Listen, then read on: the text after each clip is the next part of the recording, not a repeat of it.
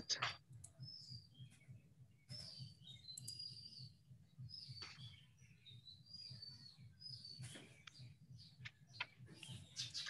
আমার স্ক্রিনটা কি দেখা যাচ্ছে?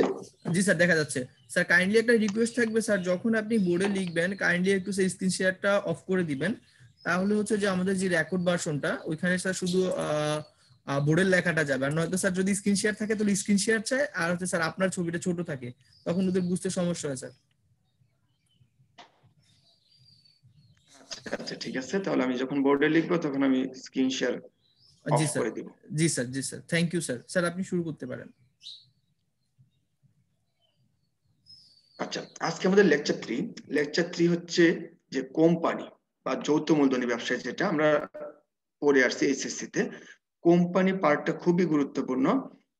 ঢাকা বিশ্ববিদ্যালয় প্রতি বছর, ঢাকা বিশ্ববিদ্যালয় না, বাংলাদেশের যে কোনো পাবলিক বিশ্ববিদ্যালয়ে ম্যানেজমেন্ট প্রশ্ন আসলে কোম্পানি থেকে মাস্ট প্রশ্ন আসবে, মিনিমাম একটা, ইভেন একাধিক প্রশ্ন এখান থেকে হবে। সো কোম্পানিটা খুবই গুরুত্বপূর্ণ একটা টপিক। সো আমরা শুরুতেই শুরু করি চ্যাপ্টার 1, ইউনিট 1 এ যেটা আছে কোম্পানির সংজ্ঞা, কোম্পানির বৈশিষ্ট্য, সুবিধা অসুবিধা। আমরা কোম্পানির সংজ্ঞা লেখার আগে আমরা কিছু জানবো কোম্পানি কাকে বলা হয়। কোম্পানি হচ্ছে কি আইন সৃষ্ট কৃত্রিম ব্যক্তি সত্তার অধিকারী বৃহদায়তন ব্যবসায়ী সংগঠন, অর্থাৎ আইন সৃষ্ট কৃত্রিম ব্যক্তি সত্তার অধিকারী, চিরন্তন অস্তিত্বের অধিকারী। কোম্পানির সংগঠন আমরা এতটুকু মনে রাখবো, এত বড় সংজ্ঞা পড়ার দরকার নেই, শুধু মনে রাখবো কোম্পানি হচ্ছে আইন সৃষ্ট কৃত্রিম ব্যক্তি সত্তার অধিকারী, চিরন্তন অস্তিত্ব সম্পন্ন ব্যবসায়ীকে কি বলা হয়? কোম্পানি। কোম্পানিটা হচ্ছে আমাদের বলা হয়েছে কৃত্রিম ব্যক্তি সত্তা, বলতে কোম্পানি নিজের নামে পরিচালিত হতে পারে। আর চিরন্তন অস্তিত্ব হচ্ছে এটা কখনো একজন অংশীদারের, একজন শেয়ার হোল্ডারের মৃত্যু বা চলে যাওয়া থেকে কোম্পানির অস্তিত্বের বিলীন ঘটবে না, সেটা তার গতিতে চলতে থাকবে। এখন আমরা যাই, বাংলাদেশের কোম্পানি পরিচালিত হয় 1994 সালে কোম্পানি আইন দ্বারা। বাংলাদেশের কোম্পানিগুলো পরিচালিত হয় 1994 সালের কোম্পানি আইন দ্বারা। এখন দেন আমরা কোম্পানি পড়ার আগে কিছু জিনিস লিখে রাখি, খাতার মধ্যে লিখবো যে পৃথিবীর সর্বপ্রথম কোম্পানি প্রতিষ্ঠিত হয় 1600 সালে। কোম্পানির নাম হচ্ছে ইস্ট ইন্ডিয়া কোম্পানি। পৃথিবীতে প্রতিষ্ঠিত সর্বপ্রথম কোম্পানির নাম হচ্ছে ইস্ট ইন্ডিয়া কোম্পানি। কোম্পানিটি প্রতিষ্ঠিত হয় 1600 সালে। আর এই ইন্ডিয়া কোম্পানির কার্যক্ষেত্র হচ্ছে ভারতীয় উপমহাদেশ। পৃথিবীর সর্বপ্রথম কোম্পানির নাম হচ্ছে ইস্ট ইন্ডিয়া কোম্পানি, 1600 সালে প্রতিষ্ঠিত হয়। আর এই কোম্পানিটি লিখতে পারছেন? একজন টেক্সট করেন লিখলে।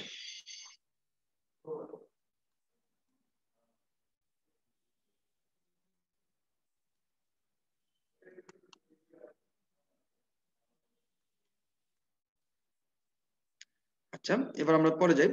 তারপর হচ্ছে পৃথিবীর সর্বপ্রথম কোম্পানি আইন পাস হয় 1844 সালে।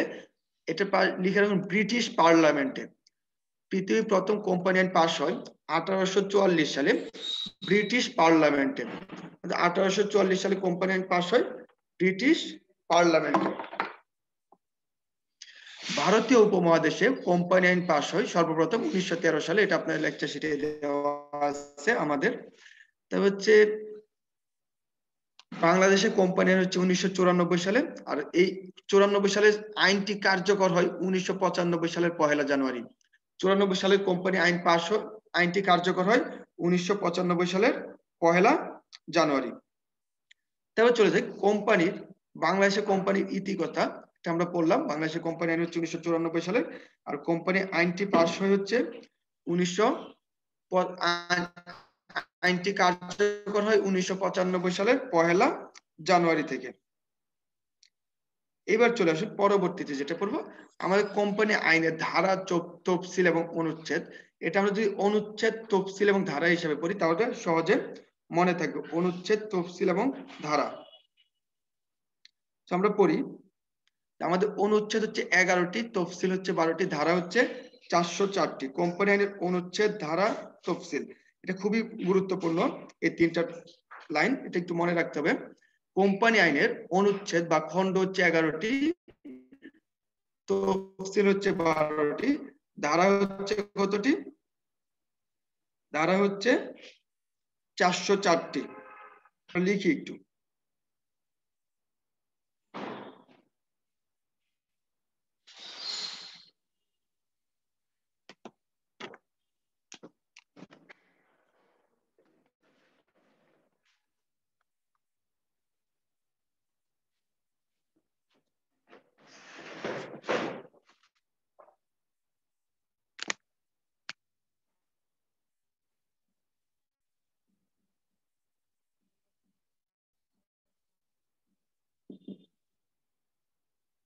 আমার লেখা কি দেখা যায়?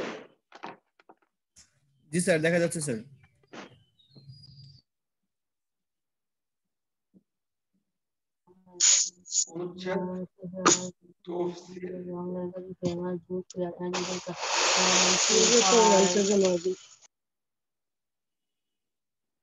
অনুচ্ছেদ তফসিল এবং ধারা।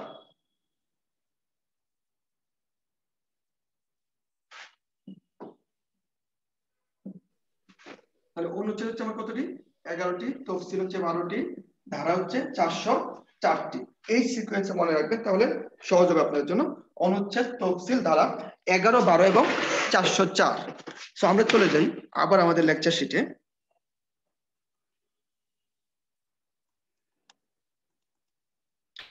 এবার দেখুন কোম্পানি সংগঠনের বৈশিষ্ট্য।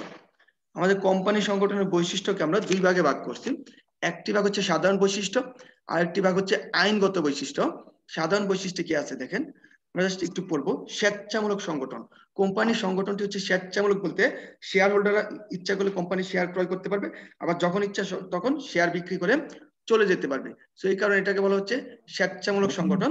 দুই নম্বর যেটা আছে জটিল গঠন প্রণালী। কোম্পানি সংগঠনের গঠন প্রণালীটা একটু জটিল, কারণ হচ্ছে কোম্পানি সংগঠনের ক্ষেত্রে আমার অনেক বিধিনিষেধ মানতে হয়, অনেক ধারা অতিক্রম করে গঠন করতে হয়। 3 নম্বর অধিক মূলধন। কোম্পানিতে যেহেতু শেয়ার হোল্ডার অনেক বেশি হয়, সেহেতু কোম্পানির মূলধনটা সবচেয়ে বেশি হয়।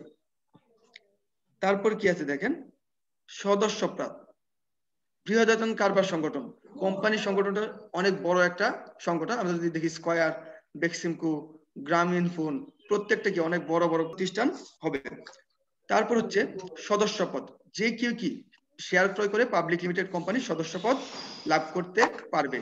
গণতান্ত্রিক ব্যবস্থাপনা। হ্যাঁ, কোম্পানি সংগঠন কি গণতান্ত্রিক ব্যবস্থাপনা পালন করে পরিচালিত, অর্থাৎ শেয়ার হোল্ডার নির্বাচনের সময় ভোটের প্রয়োগ লাগে এগুলো। তারপরে আসুন উদ্দেশ্যের নির্দিষ্টতা। হ্যাঁ, কোম্পানি সংগঠনের নির্দিষ্ট একটা উদ্দেশ্য থাকবে। উদ্দেশ্য কি? মুনাফা অর্জন। আর কি উদ্দেশ্যে গঠিত হচ্ছে সেই উদ্দেশ্যটাও লেখা থাকবে। মুনাফা বন্টন। মুনাফাটা কিভাবে বন্টন করা হয়? প্রতি বছর যে মুনাফাটা আছে সেটা হচ্ছে তাদের শেয়ার অনুপাতে বন্টন করা হয়। কার কতটুকু শেয়ার আছে বন্টন করা হবে। কর আরোপ। কোম্পানির ক্ষেত্রে কর প্রদান করা লাগে দুইবার। কোম্পানির ক্ষেত্রে কর প্রদান করতে হয় দুইবার। কোম্পানি সংগঠনের ক্ষেত্রে কর প্রদান করতে হয় দুইবার। একবার হচ্ছে ব্যক্তির ক্রয় কর, আরেকবার হচ্ছে ব্যবসায়ের কর্পোরেট কর, যেটা নিজের দ্বারাই চলতে পারে, সেটা কি মালিকদের থেকে কোম্পানিটা আলাদা। বিলোপ সাধন। কোম্পানির কোনো সহজে বিলোপ সাধন ঘটে না, কোনো সদস্য ইচ্ছা থেকে কোম্পানি বিলোপ সাধন ঘটবে না সুনির্দিষ্ট কিছু কারণ ছাড়া। ওগুলো আমরা কোম্পানি বিলোপ সাধনের সময় পড়বো। এবার আসি, এই সাধারণ বৈশিষ্ট্যে কারো কোনো সমস্যা আছে? একজন টেক্সট করুন। সাধারণ বৈশিষ্ট্যে কারো কোনো সমস্যা আছে?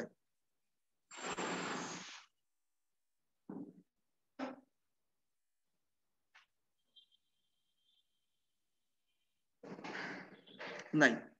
আমরা চলে যাই আইনগত বৈশিষ্ট্য। দেখেন আইনগত বৈশিষ্ট্য কি? আইনগত বৈশিষ্ট্য হচ্ছে আইন সৃষ্ট প্রতিষ্ঠান। কোম্পানি একটা আইন সৃষ্ট প্রতিষ্ঠান। কোম্পানি হলো 1994 সালের। কোম্পানি আইন দ্বারা গঠিত ও পরিচালিত হয়। পৃথক ও কৃত্রিম ব্যক্তি সত্তা। হ্যাঁ, কোম্পানি হচ্ছে মালিক থেকে অবশ্যই পৃথক হবে শেয়ার হোল্ডারদের থেকে, এবং এটা কি কৃত্রিম ব্যক্তি সত্তা সম্পন্ন হবে, নিজের নামেই গঠিত এবং পরিচালিত হয়। কোম্পানি নিজের নামে মামলা করতে পারে, নিজের নামে চুক্তি করতে পারে। এই কারণে বলা হয়েছে কৃত্রিম ব্যক্তি সত্তা। চিরন্তন অস্তিত্ব। হ্যাঁ, কোম্পানির অস্তিত্বটা হচ্ছে চিরন্তন। এটা কি সহজে বিলোপ সাধন ঘটবে না, একের পর এক বছরের পর বছর চলে যাবে। যেমন স্কয়ার, বা এই গ্রুপগুলো কি প্রতিষ্ঠাতা যারা আছে তারা এখন জীবিত নেই, কিন্তু কোম্পানিগুলো ঠিকই চলছে। সীমিত দায়, হ্যাঁ কোম্পানির সদস্যদের দায় হচ্ছে সীমিত, শেয়ার মূলধন দ্বারা সীমিত, যে যতটুকু শেয়ার ক্রয় করবে তার দায় ঠিক ততটুকু পর্যন্তই সীমাবদ্ধ। সদস্য সংখ্যা, প্রাইভেট লিমিটেড কোম্পানির ক্ষেত্রে সর্বনিম্ন 2 জন, সর্বোচ্চ 50 জন। আর পাবলিক লিমিটেড কোম্পানির ক্ষেত্রে সর্বনিম্ন 7 জন, সর্বোচ্চ হচ্ছে শেয়ার সংখ্যা দ্বারা সীমাবদ্ধ। বাধ্যতামূলক নিবন্ধন, হ্যাঁ কোম্পানি সংগঠন নিবন্ধন হচ্ছে বাধ্যতামূলক, অর্থাৎ নিবন্ধন সংগ্রহ না করলে কি কোম্পানি তার কার্যক্রম শুরু করতে পারে না। তারপর সাধারণ সিলমোহর, কোম্পানি তার নিজের নামে সিলমোহর ব্যবহার করতে পারে এবং সেটাকে একটা স্বীকৃতি পায়। শেয়ার মূলধন, হ্যাঁ কোম্পানির মূলধনটাই কি মূলত শেয়ার মূলধন। শেয়ার বিচ্ছিন্নতা, যে কি ইচ্ছে করলে কোম্পানির শেয়ার কি বিক্রি করে চলে যেতে পারবে। মালিকানা ও নিয়ন্ত্রণ, কোম্পানির মালিকানা হচ্ছে শেয়ার হোল্ডারদের হাতে, কিন্তু নিয়ন্ত্রণ হচ্ছে কি ব্যবস্থাপনা পরিচালনার হাতে। আইনগত নিবন্ধন, হ্যাঁ কোম্পানি হচ্ছে আইন দ্বারা নিবন্ধিত হয়, সো এটা হচ্ছে কি আইনগত নিবন্ধন। এখানে কারো কোনো সমস্যা আছে স্যার?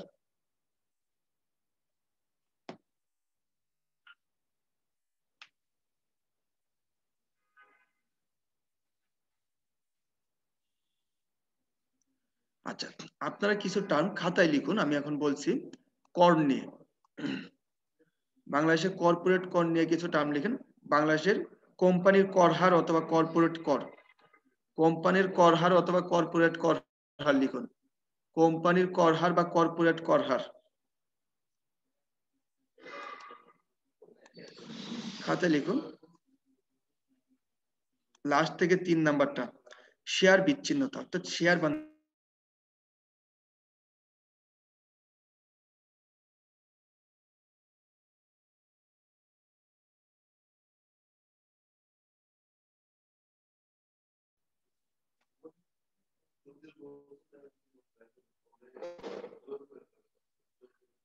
এবার আসুন আমরা চলে যাই, লিখেন খাতার মধ্যে লিখেন কোম্পানির কর হার অথবা কর্পোরেট কর হার, কোম্পানির কর হার অথবা কর্পোরেট কর হার, কোম্পানির কর হার অথবা কর্পোরেট কর হার লিখেন। তালিকাভুক্ত কোম্পানি, স্টক এক্সচেঞ্জে তালিকাভুক্ত কোম্পানির ক্ষেত্রে কর হার হবে 25%। স্টক এক্সচেঞ্জে তালিকাভুক্ত কোম্পানির কর হার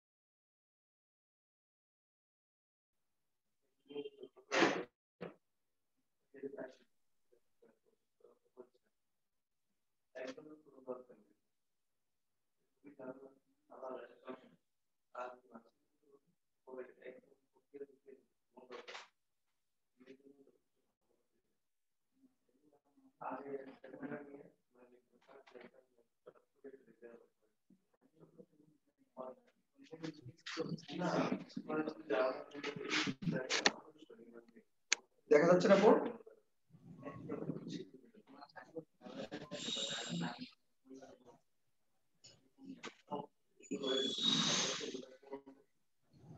তালিকাভুক্ত অতালিকাভুক্ত জাস্ট এটা লিখবো।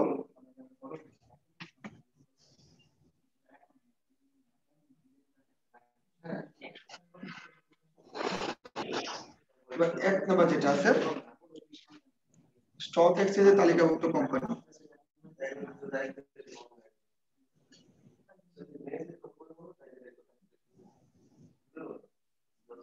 স্টক এক্সচেঞ্জের কোম্পানি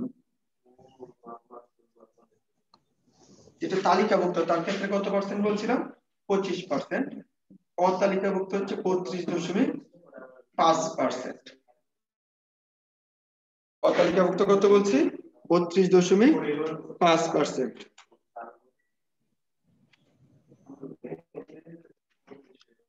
দুই, ব্যাংক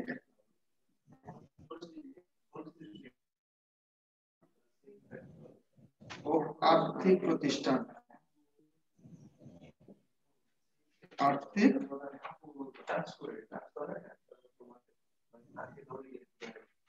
আর্থিক প্রতিষ্ঠান সমূহ ব্র্যাকেট হবে মার্চেন্ট ব্যাংক ব্যতীত, মার্চেন্ট ব্যাংক ব্যতীত, অর্থাৎ ব্যাংক প্রতিষ্ঠান সমূহ কিন্তু মার্চেন্ট ব্যাংক ব্যতীত কর হার হচ্ছে তালিকাভুক্ত কত আর অতালিকাভুক্ত কত আমাদের একটু মনে রাখতে হবে। তালিকাভুক্ত হচ্ছে 37.5%, অতালিকাভুক্ত হচ্ছে 40%। 3 number merchant bank,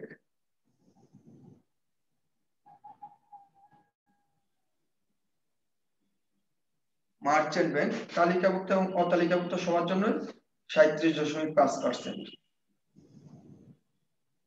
merchant bank সমূহ তালিকাভুক্ত এবং অতালিকাভুক্ত সবার জন্য কি 37.5%। উপরে দুইটা কি লিখতে পারছেন? কেউ একজন বলুন, তাহলে আমি মুছে দিব। আরো দুইটা লিখবেন। জি স্যার, শেষ লেখা। আচ্ছা, তাহলে আমরা লিখি।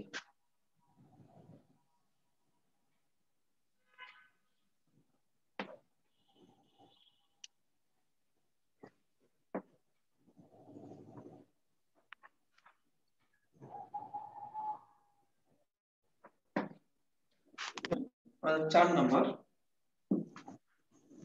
মোবাইল ফোন অপারেটর,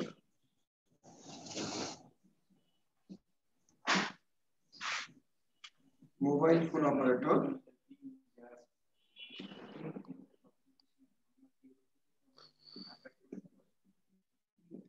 তালিকাভুক্ত এবং অতালিকাভুক্ত সবাই কি 45%। তালিকাভুক্ত মোবাইল ফোন অপারেটর সবগুলাই কি তালিকাভুক্ত, এখানে অতালিকাভুক্ত কোম্পানি নাই বাংলাদেশে, সবার জন্য কি 45% লেখা আছে জাস্ট। আর হচ্ছে বিড়ি,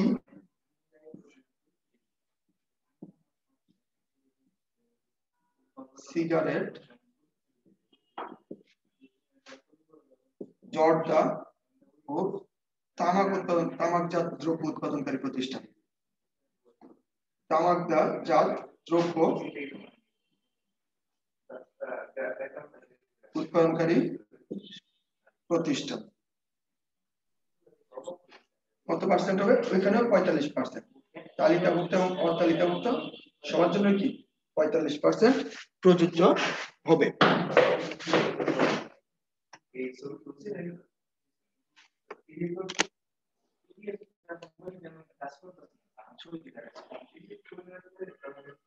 হয়েছে?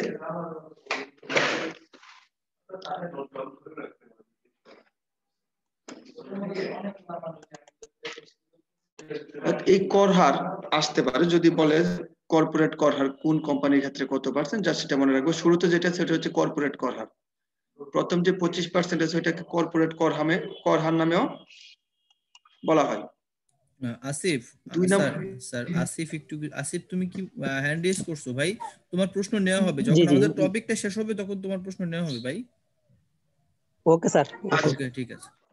আচ্ছা, আমাদের টপিক এটা শেষ। এখানে কারো কোনো প্রশ্ন আছে কর হার নিয়ে? আচ্ছা, এখানে যদি কারো কোনো প্রশ্ন থাকে একটু হ্যান্ড রেজ করো, স্যার দেন অ্যানসার দিবেন। হ্যাঁ, আচ্ছা আসিফ, তোমার প্রশ্নটা করো ভাই। স্যার কাছে প্রশ্ন হচ্ছে যে কবে নাগাদ নাগাদ দিতে এই আপডেটটা, এই যেটা এই কর হারটা হচ্ছে 2019-20 বাজেটের পরে, মানে 20-21 সালের বাজেটের পরে আপডেট কৃত, লাস্ট জুলাই। ঠিক আছে। তো একটা বই আমি একটা গরমিল পাইছি আর কি, আপনাদের জন্য বললাম। না, এটা হচ্ছে লাস্ট যেটা অক্টোবরের সেপ্টেম্বর দিকে মানে গ্যাজেট প্রকাশ হয়েছে, এটা সবচেয়ে আপডেটেড যেটা আছে এটা। জি আর থ্যাংক ইউ। কারো? আচ্ছা, গোলাম কিবরিয়া জি, আপনার প্রশ্নটা একটু করুন। গোলাম কিবরিয়া। জি স্যার, শুনতে পাচ্ছেন আমাকে? জি স্যার, জি, এই দুই নাম্বারটা স্যার মিস করছি, আরেকবার বলেন। হ্যাঁ, 2 নাম্বার আমি কি লিখছিলাম যে তালিকাভুক্ত ব্যাংক, বীমা ও আর্থিক প্রতিষ্ঠানের ক্ষেত্রে হচ্ছে 37.5%, আর অতালিকাভুক্ত ব্যাংক, বীমা ও আর্থিক প্রতিষ্ঠানের ক্ষেত্রে হচ্ছে 40%, কিন্তু মার্চেন্ট ব্যাংক ব্যতীত। 3 নাম্বার হচ্ছে মার্চেন্ট ব্যাংক, এর ক্ষেত্রে সবার জন্যই 37.5%। জি স্যার, ওকে। দীপ্ত সূত্রধর আপনার প্রশ্নটা করুন। হ্যালো স্যার, আপনি বলছেন স্যার যে পাবলিক এন্ড প্রাইভেট লিমিটেড সদস্য সংখ্যা স্যার, পরিচালক কয়জন লাগে স্যার, এটা যদি বলতেন স্যার একটু। পরিচালক হচ্ছে প্রাইভেট লিমিটেড কোম্পানির ক্ষেত্রে হচ্ছে মিনিমাম 2 জন, আর পাবলিক লিমিটেড কোম্পানির ক্ষেত্রে হচ্ছে 7 জন। শুরুতে যারা শুরু করবে তারা উদ্যোক্তা এবং পরিচালক হিসেবে কাজ করবে, ঠিক আছে। পরে পরিচালনা পর্ষদ নিয়ন্ত্রণ করবে।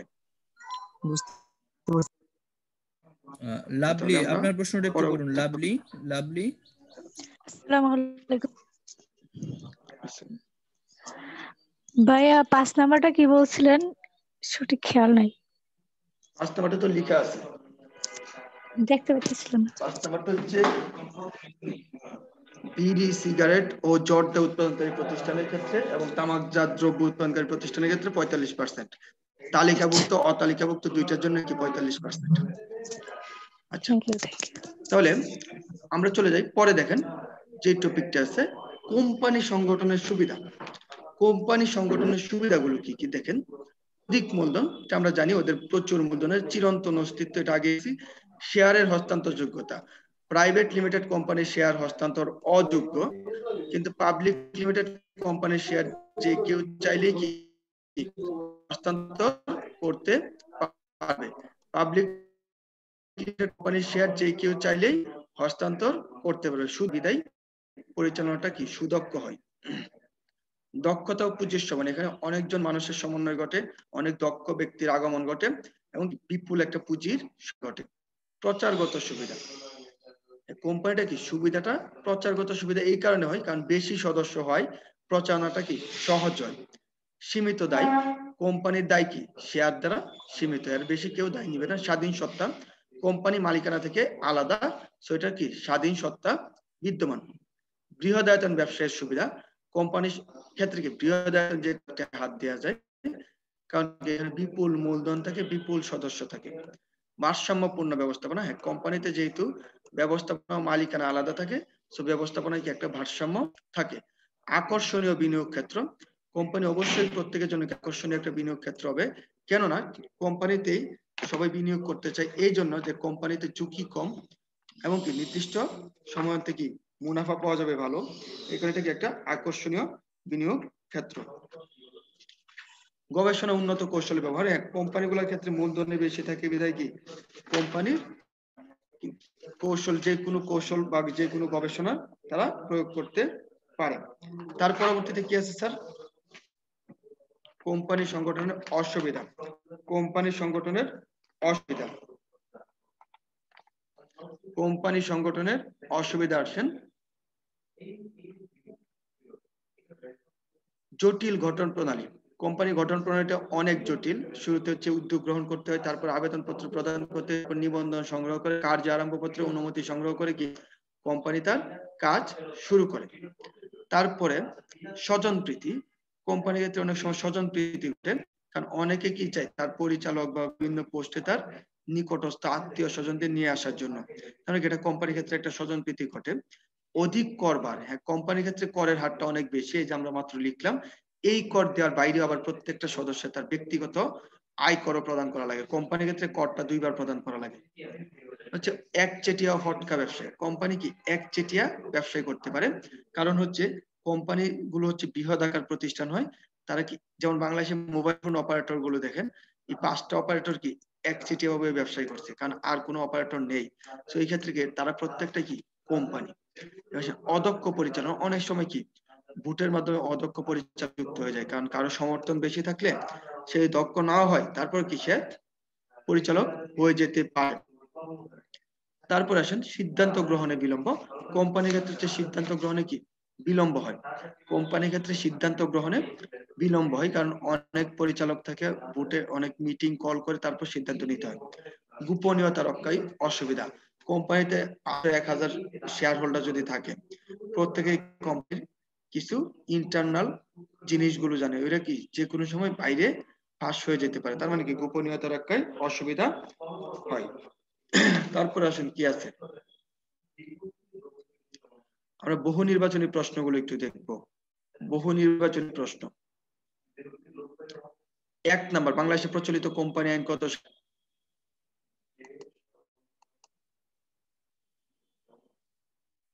বি,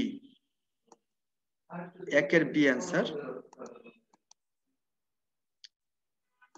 2 নাম্বার, নিচের কোনটি কোম্পানির আইনগত বৈশিষ্ট্য? নিচের কোন কোম্পানির আইনগত বৈশিষ্ট্য? নিচের কোনটি কোম্পানির আইনগত বৈশিষ্ট্য? হ্যাঁ, চিরন্তন অস্তিত্ব। ঠিক আছে অ্যান্সার। দায় দায়িত্বের বিবেচনায় কোন ব্যবসাটি সবচেয়ে বেশি পছন্দনীয়? তাহলে অ্যান্সার কি হবে? দায় দায়িত্বের বিবেচনায় কোন ব্যবসাটি? 3-এর সি। ঠিক আছে, কোম্পানি বা যৌথ মূলধনী। 4, যৌথ মূলধনী কোম্পানির বৈশিষ্ট্য 9 কোনটি? 4, যৌথ মূলধনী কোম্পানির বৈশিষ্ট্য 9 কোনটি? হ্যাঁ, ডি অ্যান্সার। ঠিক আছে। নিচের কোনটির কারণে একটি কোম্পানি ব্যক্তি না হয়ে ব্যক্তির মর্যাদা লাভ করে? 5, এই প্রশ্ন খুবই গুরুত্বপূর্ণ। 5 নাম্বার, 5-এর বি, কৃত্রিম ব্যক্তিসত্তা। ঠিক আছে, কৃত্রিম ব্যক্তিসত্তা। হ্যাঁ, ধন্যবাদ। তাহলে আমরা পারবো, সব প্রশ্নগুলো আমরা পারবো। আমরা পরবর্তী টপিকে চলে যাই। আমাদের পরবর্তী চ্যাপ্টার 1 ইউনিট 2, কোম্পানি সংগঠনের গঠন পদ্ধতি। কোম্পানি সংগঠনের গঠন পদ্ধতি আমাদের আগে জানতে হবে কোম্পানি কিভাবে গঠন করায়। কোম্পানি সংগঠনের গঠন পদ্ধতির ধাপ হচ্ছে 4টি। এর মধ্যে প্রথম 3টি ধাপ হচ্ছে পাবলিক এবং প্রাইভেট সবার জন্য, আর 4 নাম্বার ধাপটি হচ্ছে অনলি পাবলিক লিমিটেড কোম্পানির জন্য। কোম্পানি সংগঠনের গঠন পদ্ধতির ধাপ হচ্ছে 4টি। এর মধ্যে 4 নাম্বার ধাপটি শুধু হচ্ছে পাবলিক লিমিটেড কোম্পানির ক্ষেত্রে প্রযোজ্য। এবার আসুন কি কি আছে। উদ্যোগ গ্রহণ পর্যায়, দলিলপত্র প্রণয়ন পর্যায়, পত্র সংগ্রহ পর্যায়, তারপর হচ্ছে কি কার্যারম্ভের অনুমতি পত্র সংগ্রহ। এবার আসুন উদ্যোগ গ্রহণ পর্যায়। কোম্পানি প্রথমে কি একজন লোককে উদ্যোক্তা বা উদ্যোগ নিতে হয়। যারা উদ্যোগ নেয় তাদেরকে কি বলা হয়? উদ্যোক্তা বা প্রবক্তা। কোম্পানির শুরুতে যারা উদ্যোগ নেয় তাদেরকে বলা হয় কি? প্রবক্তা। প্রাইভেট লিমিটেড কোম্পানির ক্ষেত্রে সর্বনিম্ন 2 জন, পাবলিক লিমিটেড কোম্পানির ক্ষেত্রে সর্বনিম্ন 7 জন উদ্যোগ নিতে হয়। এটা একটু মার্ক করে রাখুন।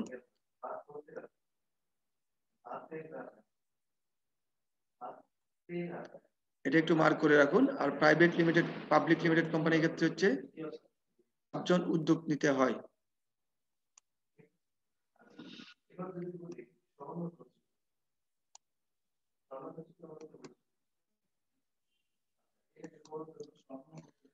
তাহলে আসুন পরে আসুন, কোম্পানির প্রবর্তক বা জন্মদাতা, যারা উদ্যোগ নেয় তাদেরকে কি বলা হয়?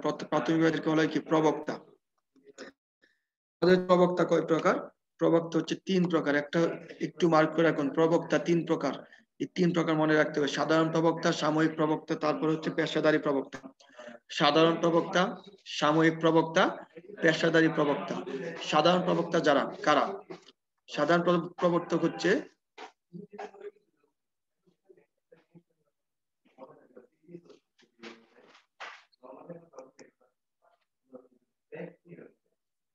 সাধারণ প্রবক্তা তারাই যারা হচ্ছে কি কোম্পানির শুরুতে একদম ব্যক্তিগতভাবে যারা উদ্যোগ নেয়। অর্থাৎ আমরা 3 জন মিলে একটা ব্যবসায় করব, তো আমরা 3 জন যখন উদ্যোগ নিলাম তাহলে আমরা হয়ে যাব সাধারণ প্রবক্তা। সাময়িক প্রবক্তা, সাময়িক প্রবক্তা হচ্ছে কিছু একটা সময়ের জন্য আপনার প্রবক্তা দায়িত্বটা পালন করবে। অর্থাৎ বেশি দিন আপনার সাথে তারা থাকবে না প্রতিষ্ঠানে, তারা জাস্ট আপনার ব্যবসাটা গঠন হলে তারা চলে যাবে।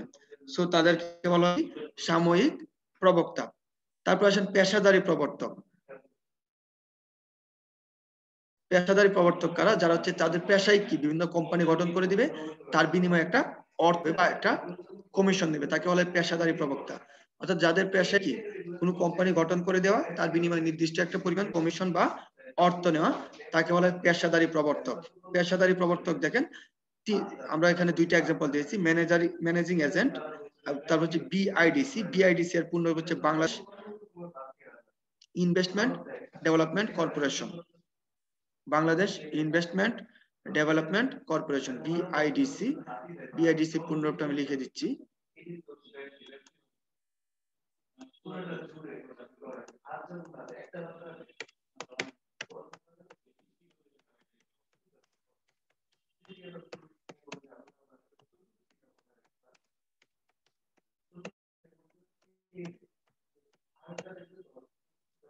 Development corporation.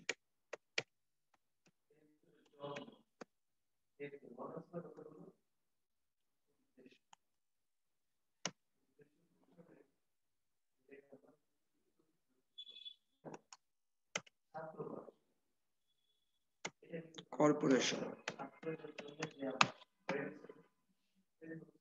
Bangladesh investment development corporation.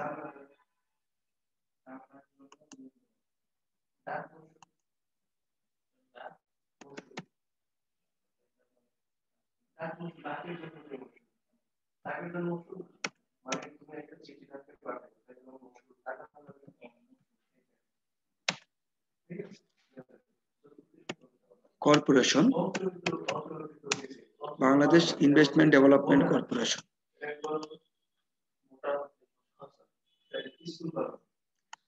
ঠিক আছে,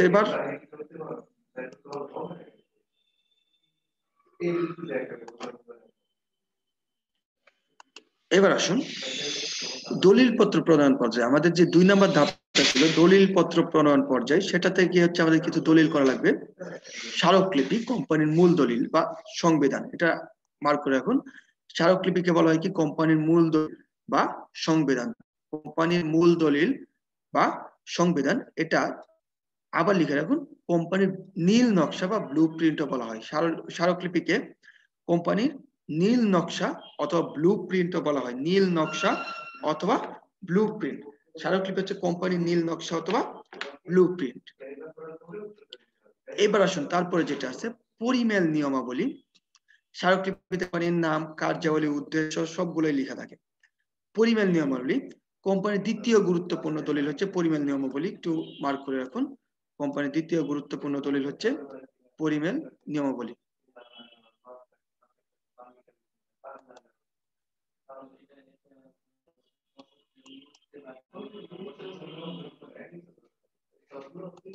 কোম্পানির দ্বিতীয় গুরুত্বপূর্ণ দলিল হচ্ছে পরিমেল নিয়মাবলী। তারপর আসুন এতে কোম্পানির অভ্যন্তরীণ পরিচালনা সংক্রান্ত নীতিমালা লিপিবদ্ধ থাকে। তারপরে এটা সবচেয়ে গুরুত্বপূর্ণ বা এটা একটু মার্ক করে রাখুন। কোম্পানি পরিমেল নিয়মাবলীর বাইরে কি করতে পারে, টেবিল একে বিকল্প হিসেবে গ্রহণ করতে পারে পরিমেল নিয়মাবলী। পরিমেল আরেকটা নাম হচ্ছে সংঘ স্মারক।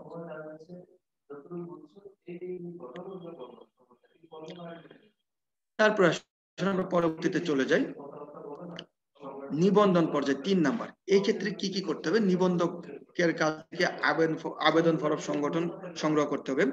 নিবন্ধকের কার্যালয় হতে আবেদন ফরম সংগ্রহ করে তারপর কি এর সাথে কিছু কাগজপত্র বা দলিল সংযুক্ত করতে হবে। কি কি করতে হবে দেখেন, স্মারকলিপি 3 কপি, সংবিধান 3, সংঘবিধি 3 কপি। সংঘবিধি মানে পরিমেল নিয়মাবলী। পরিমেল নিয়মাবলী আরেকটা নাম হচ্ছে সংঘবিধি। তা হচ্ছে পরিচালকদের পরিচিতি পত্রের 1 কপি, তাদের নাম, ঠিকানা, পদবি ইত্যাদি উল্লেখ থাকবে। তারপর কি আছে দেখুন, পরিচালক হিসেবে তারা যে পরিচালক হিসেবে ব্যবসায় থাকবে তার সম্মতিপত্রে 1 কপি, যোগ্যতা সূচক শেয়ার ক্রয়ের সম্মতিপত্র। পরিচালক হওয়ার জন্য একটা নির্দিষ্ট পরিমাণ শেয়ার ক্রয় করা লাগে, ওই পরিমাণ শেয়ার ক্রয় করার কি একটা সম্মতিপত্র থাকবে। তারপর কোম্পানির আইনজীবী দ্বারা কোনো একটা হাইকোর্টে একটা রুল লাগবে জাস্ট। তারপরে কি নিবন্ধ অনুমতি দেয় তাহলে নিবন্ধক পেয়ে যাবে। নিবন্ধন পত্রকে কোম্পানির জন্ম সনদ বা বার্থ সার্টিফিকেট বলে। লিখে রাখুন, নিবন্ধন পত্রকে কোম্পানির জন্ম সনদ বা বার্থ সার্টিফিকেট বলে। নিবন্ধন পত্রকে কোম্পানির জন্ম সনদ বা বার্থ সার্টিফিকেট বলে। নিবন্ধন পত্রকে কোম্পানির জন্ম সনদ বা বার্থ সার্টিফিকেট বলে। নিবন্ধন পত্রকে কোম্পানির জন্ম সনদ বা বার্থ সার্টিফিকেট বলে।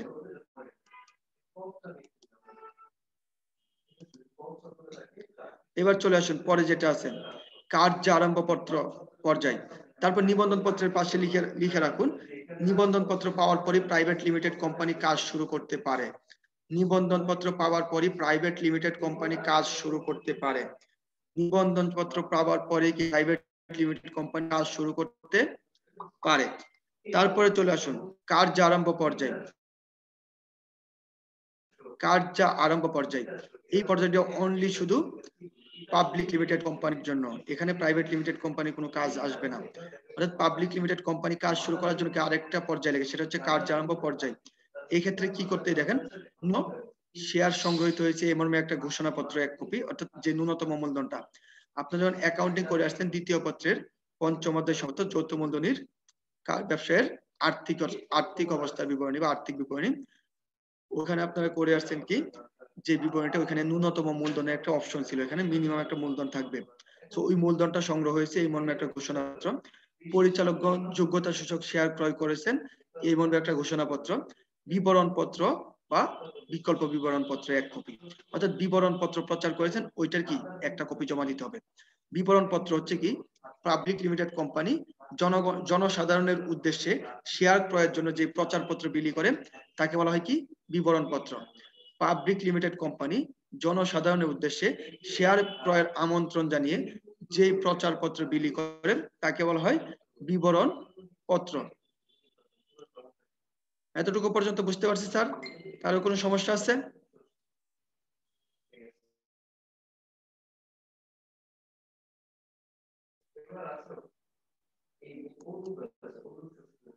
এতটুকু পর্যন্ত আমরা বুঝতে পারছি? স্যার লাস্ট যে পয়েন্টটা বললেন ওইটা একটু আরেকবার বলেন। লাস্ট পয়েন্টটা কার্যারম্ভ পর্যায় না? জি স্যার। কার্যারম্ভ পর্যায়টা হচ্ছে অনলি শুধু পাবলিক লিমিটেড কোম্পানির জন্য। এই ক্ষেত্রে রেজ হ্যান্ড কালাই দেবনাথ আপনারটা পরে শুনছি। এখানে যেটা বলছিলাম কার্যারম্ভ পর্যায়ে হচ্ছে অনলি ফর পাবলিক লিমিটেড কোম্পানির জন্য। কার্যারম্ভ পর্যায়ে হচ্ছে 3টা কাজ করতে হয়। বিবরণ পত্র যেটা বলছিলাম, বিবরণ পত্র হচ্ছে যে পাবলিক লিমিটেড কোম্পানি যখন জনসাধারণের উদ্দেশ্যে শেয়ার ক্রয়ের আমন্ত্রণ জানিয়ে কোনো প্রচারপত্র প্রকাশ করে তাকে বলে বিবরণ পত্র। এরপর কালাই দেবনাথ আপনি বলেন আপনার সমস্যাটা স্যার। নমস্কার স্যার। বুঝতে পারছেন? জি স্যার নমস্কার স্যার। নমস্কার, বলেন স্যার। সংঘবিধিতে টেবিল এর দ্বারা কি বোঝানো হয়েছে? টেবিলে অর্থাৎ আমাদের যে আইনটা আছে যে কোম্পানি আছে, কোম্পানি আইনের টেবিল এ যেটা আছে ওই টেবিল এ যদি তারা গ্রহণ করে ফেলে তাহলে কি তাদের আর সংঘবিধি তৈরি করতে হবে না, নতুন করে টেবিল এ অনুযায়ী কি তারা প্রতিষ্ঠান পরিচালনা করতে পারবে। বুঝতে পারছেন স্যার? মানে টেবিল এ দ্বারা এটা কি বোঝানো হয়েছে?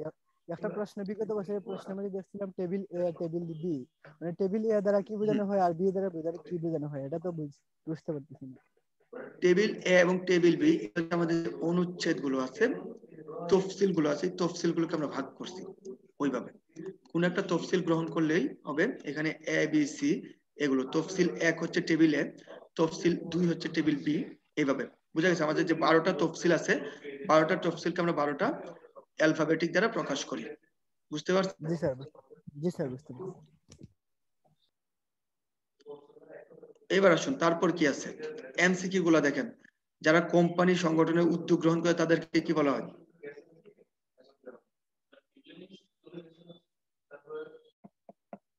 এমসিকিউ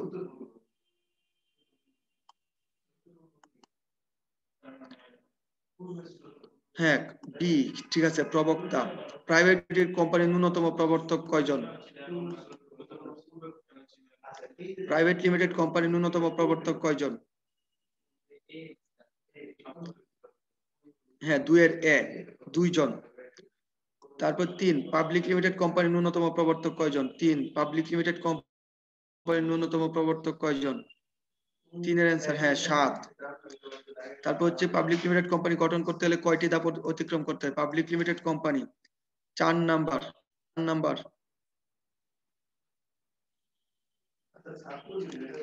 4 এর সি ঠিক আছে 4 এর সি।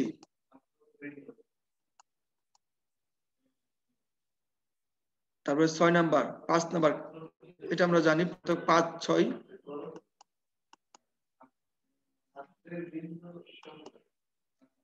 5 নাম্বারে কি প্রবর্তক এ 6 নাম্বার হবে 6 নাম্বার প্রাইভেট লিমিটেড কোম্পানির জন্য প্রযোজ্য নয় কি হবে? প্রাইভেট লিমিটেড কোম্পানির জন্য কি হবে? 6 এর ডি হ্যাঁ।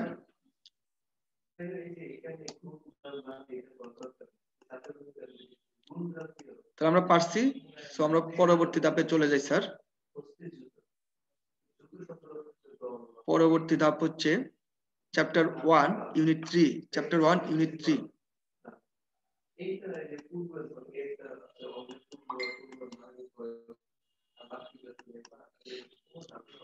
কোম্পানির দলিল পত্রগুলো খুবই খুবই গুরুত্বপূর্ণ। কোম্পানির দলিল পত্রগুলো খুবই গুরুত্বপূর্ণ। এবার আমরা দলিল পত্রগুলো একটু পড়বো।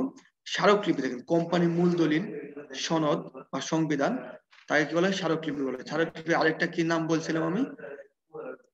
কোম্পানির নীল নকশা, ব্লু প্রিন্ট। কোম্পানির নীল নকশা বা ব্লু প্রিন্ট। স্মারকলিপিকে কি বলে? কোম্পানির মূল দলিল, মূল সনদ বা সংবিধান বা কোম্পানির ব্লু প্রিন্ট বলা হয় কি? স্মারকলিপিকে। এবার আসলে স্যার চলে যাই পরবর্তী ধাপে কি আছে একটু দেখেন। স্মারকলিপির এটিকে কোম্পানি গঠনতন্ত্র বলা হয়, এটা একটু মার্ক করে রাখুন। স্মারকলিপিকে কোম্পানি গঠনতন্ত্র বলা হয়, একটু মার্ক করে রাখুন। স্মারকলিপির ধারা বা বিষয়বস্তু সম্পর্কে তারপর লিখে রাখুন। স্মারকলিপি সম্পর্কে বলা কোম্পানি আইনের কত ধারা? কেউ কিছু বলতে চাচ্ছেন? কেউ কিছু বলতে চাচ্ছেন? স্মারকলিপি সম্পর্কে বলা হয়েছে কোম্পানির 6 ও 9 ধারাতে। স্মারকলিপি সম্পর্কে বলা হয়েছে কোম্পানি আইনের 6 ও 9 ধারাতে। স্মারকলিপি সম্পর্কে বলা হয়েছে কোম্পানি আইনের 6 ও 9 নং ধারায়। স্মারকলিপি সম্পর্কে বলা হয়েছে কোম্পানির 6 এবং 9 নং ধারায়। বলতে হবে স্মারকলিপি সম্পর্কে বলা হয়েছে কোম্পানি আইনের কোন ধারায়? আপনাদের আনসার কি হবে? 6 এবং 9 ধারা। বুঝা গেছে?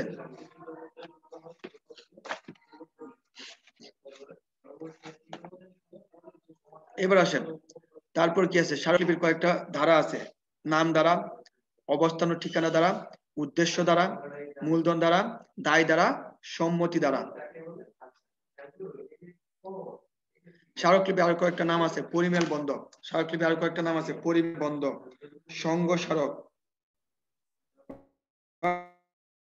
স্মারকলিপি। স্মারকলিপি আরো কয়েকটা নাম আছে। পরিমেল বন্ধ, সংঘ স্মারক বা স্মারকলিপি। পরিমেল বন্ধ।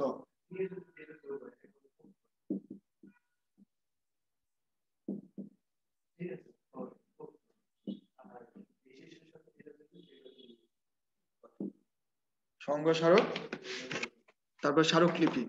তো এটা আরেকটা নাম হচ্ছে মেমোরেন্ডাম অফ অ্যাসোসিয়েশন।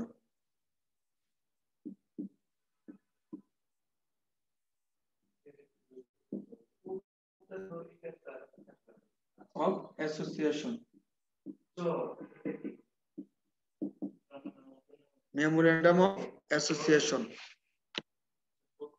দেখতে পাচ্ছেন স্যার?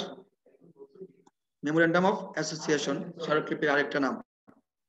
এটা তিনটা নামে যে কোনো নামে আপনার প্রশ্নে উল্লেখ করতে পারে। স্মারকলিপি, সংঘ স্মারক, তারপর হচ্ছে কি মেমোরেন্ডাম অফ অ্যাসোসিয়েশন। তারপরে চলে আসুন, স্মারকলিপিকে কোম্পানির সবচেয়ে গুরুত্বপূর্ণ দলিল স্মারকলিপি, এটা আমরা জানি। কোম্পানির সাথে তৃতীয় পক্ষের সম্পর্ক নির্ধারিত হয় স্মারকলিপির মাধ্যমে। লিখে রাখুন খাতায়, কোম্পানির সাথে তৃতীয় পক্ষের সম্পর্ক নির্ধারিত হয় স্মারকলিপির মাধ্যমে। কোম্পানির সাথে তৃতীয় পক্ষের সম্পর্ক নির্ধারিত হয় স্মারকলিপির মাধ্যমে।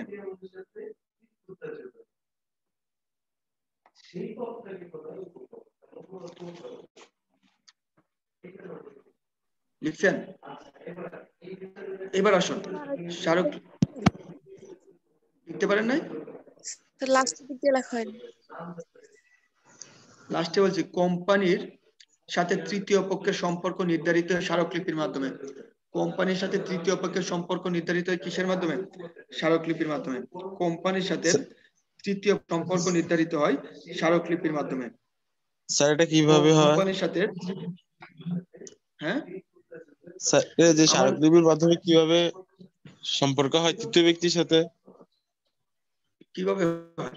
এখন ধরেন আমি বলে দিব কোন কোন কোন ক্ষেত্র থেকে ঋণ সংগ্রহ করবে, সেটা আমার স্মারকলিপির মধ্যে লেখা থাকবে মূলধন ধারার মধ্যে। এই যে আমি কোন কোন উৎস থেকে মূলধন, এটা কি তৃতীয় পক্ষ, বাইরের পক্ষ থেকে মূলধন নেওয়াটা কি সেটা তৃতীয় পক্ষ। তাহলে কি এই ক্ষেত্রে আমি স্মারকলিপির বাইরে যেতে পারবো? যেতে পারবো না। এবার আসুন, স্মারকলিপির যে 6টা ধারা আছে, স্মারকলিপির ধারা হচ্ছে 6টি। 1 নাম্বার নাম ধারা, কোম্পানির নাম কি হবে সেটা হচ্ছে কি নাম ধারা। অবস্থান ও ঠিকানা ধারা, প্রতিষ্ঠানটির অবস্থান কোথায় হবে, কোন কোন জায়গায় হবে, ঠিকানা কি কি হবে ইত্যাদি।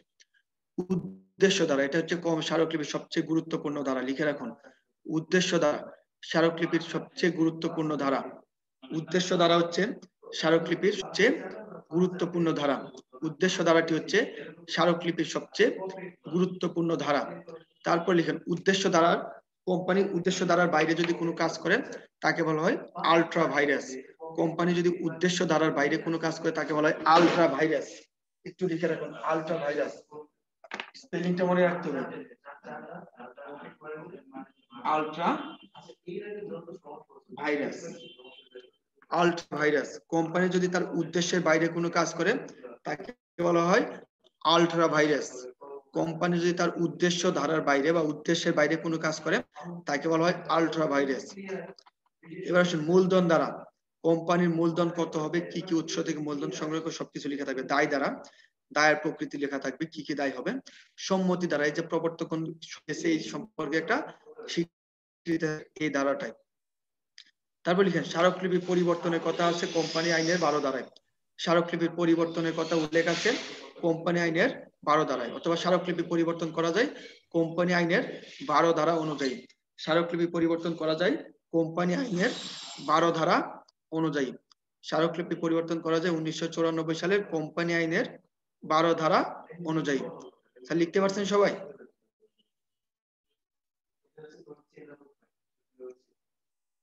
লিখতে পারছেন কিনা স্যার? জি স্যার। আচ্ছা, তাহলে আমরা পরবর্তী টপিকে যাই। স্মারকলিপি পর্যন্ত সবকিছু বুঝতে পারছেন? স্যার শেষেরটা আবার একটু বলেন। শেষেরটা হচ্ছে স্মারকলিপি পরিবর্তন করা যায় কোম্পানি আইনের 12 ধারা অনুযায়ী। স্মারকলিপি পরিবর্তন করা যায় কোম্পানি আইনের 12 ধারা অনুযায়ী।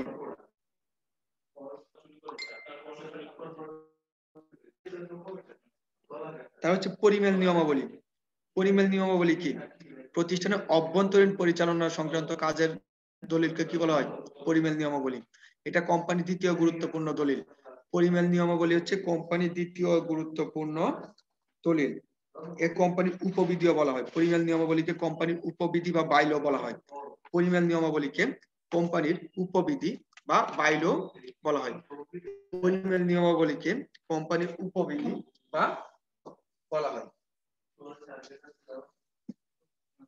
পরিমেল নিয়মাবলীকে কোম্পানির উপবিধি বা বাইল বলা হয়। কোম্পানির উপবিধি বা বাইল বলা হয়।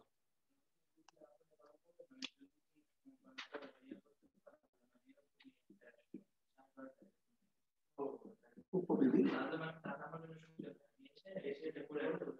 বাইল বলা হয়। এটার আরো কয়েকটা নাম আছে।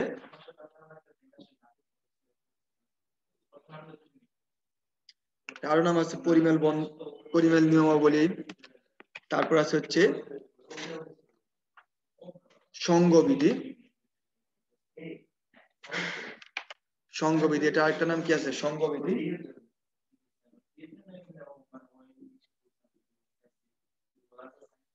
আরেকটা নাম হচ্ছে সংঘবিধি। তারপর হচ্ছে আর্টিকেল অফ অ্যাসোসিয়েশন। এটা আরেকটা নাম হচ্ছে কি? Articles of association.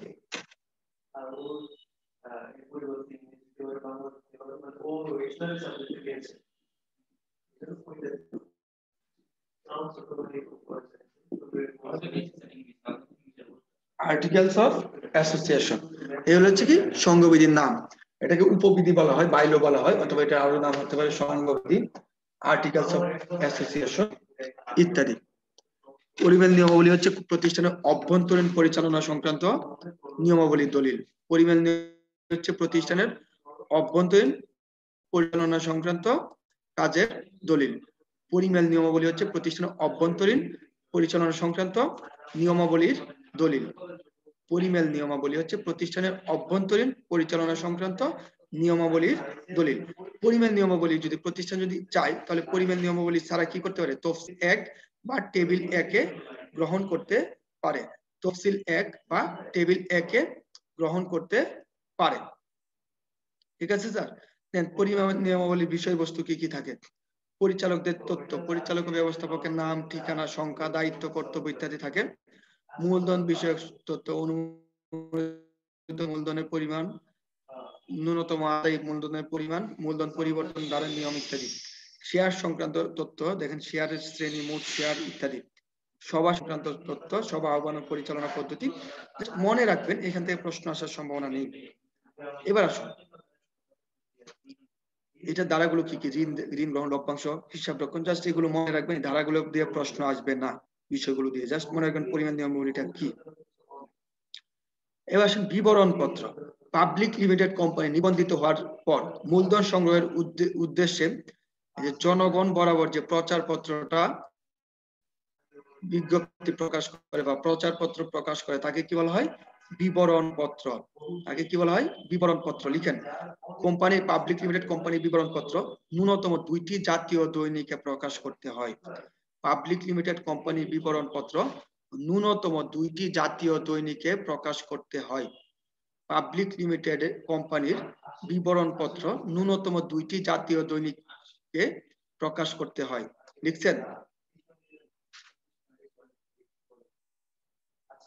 বা 2টি পত্রিকায় প্রকাশ করতে হয়, জাতীয় দৈনিক বা পত্রিকায় প্রকাশ করতে হয়। লিখছেন এটা? জি স্যার, লিখছি। আচ্ছা, এবার চলে আসুন বিবরণ পত্রের বিবৃতি। কোম্পানি যদি মনে করে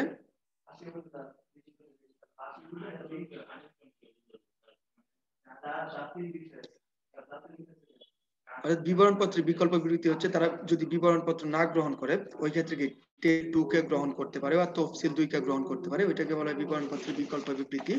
অর্থাৎ ধরেন আপনি কোনো ক্রমে বিবরণ পত্র বাইরে থেকে শেয়ার নিবেন না, শেয়ারগুলো আত্মীয় স্বজন বা নিজেদের মধ্যে থেকে নিয়ে নিবেন, তাহলে ওই ক্ষেত্রে আপনি শেয়ারটা কি করবেন, এটা আপনার একটা বিবরণ হবে, যেটা নিবন্ধকের কার্যালয়ে এটা কি আপনি টেবিল 2 কে জমা দিয়ে দিতে পারবেন।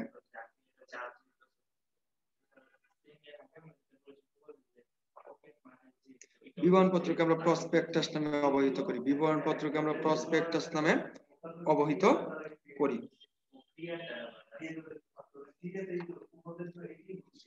তারপরে আসুন বিবরণ পত্রের উদ্দেশ্য। জাস্ট একবার রিডিং পড়লেই পারবেন, একটু রিডিং পড়ে নেন চারটা।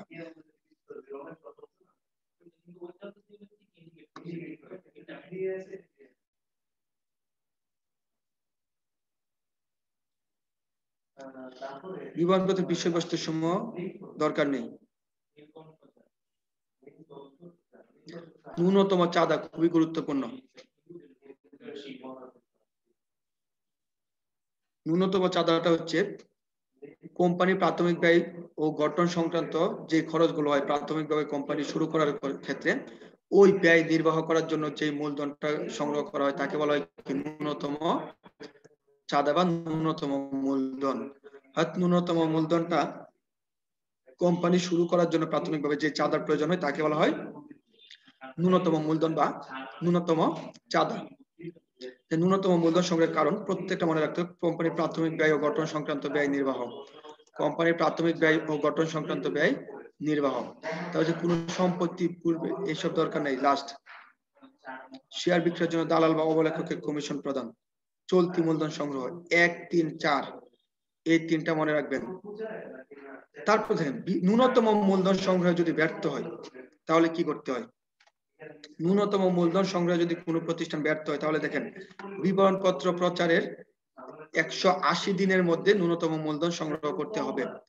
বিবরণ পত্র প্রচারের 180 দিনের মধ্যে কি ন্যূনতম মূলধন সংগ্রহ করতে হবে। এটা 180 দিন না বলে 6 মাসও বলে দিতে পারে। বিবরণ পত্র প্রচারের 180 দিন বা 6 মাসের মধ্যে কি বিবরণ পত্রে উল্লেখিত নির্দিষ্ট ন্যূনতম মূলধন সংগ্রহ করতে হবে।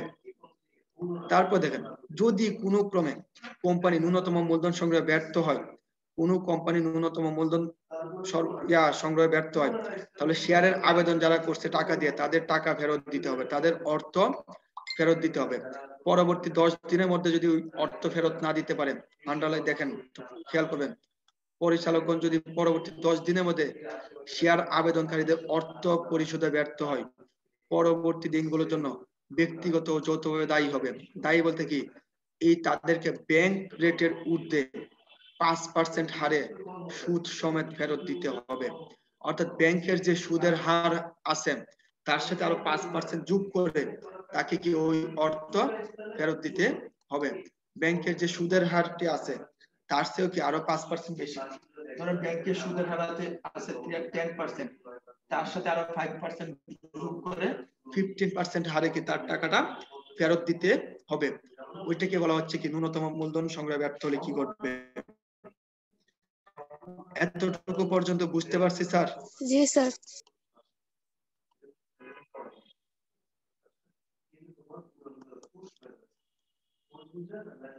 আচ্ছা আবার বলছি, ন্যূনতম মূলধন হচ্ছে কোম্পানির বিবরণপত্র প্রচারে 180 দিন বা 6 মাসের মধ্যে সংগ্রহ করতে হবে। যদি এর মধ্যে সংগ্রহ করতে ব্যর্থ হয় প্রতিষ্ঠান, তাহলে প্রতিষ্ঠানের পরিচালকগণ কি এর জন্য দায়ী থাকবে, এবং যারা শেয়ারের আবেদন করেছিল অর্থ প্রদান করে তাদের অর্থ ফেরত দিতে হবে। শুধু ফেরত দিলেই হবে না, 10 দিনের মধ্যে ফেরত দিতে হবে। যদি 10 দিনের মধ্যে ফেরত দানে কোম্পানি ব্যর্থ হয়, তাহলে ব্যাংকের যে সুদের হার আছে তার চেয়ে আরো অতিরিক্ত 5% বেশি সুদ দিয়ে ফেরত দিতে হবে। এটাই বলা হয়েছে। এখন বুঝতে পারছেন স্যার? কেউ একজন প্রশ্ন করছিলেন।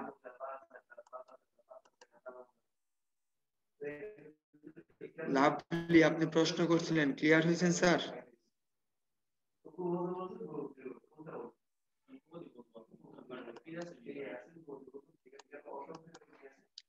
আচ্ছা তাহলে আমরা পরে চলে যাই। বহু নির্বাচনী প্রশ্ন দেখেন, নিচের কোন দলিলটি কোম্পানির জন্য প্রযোজ্য নয়?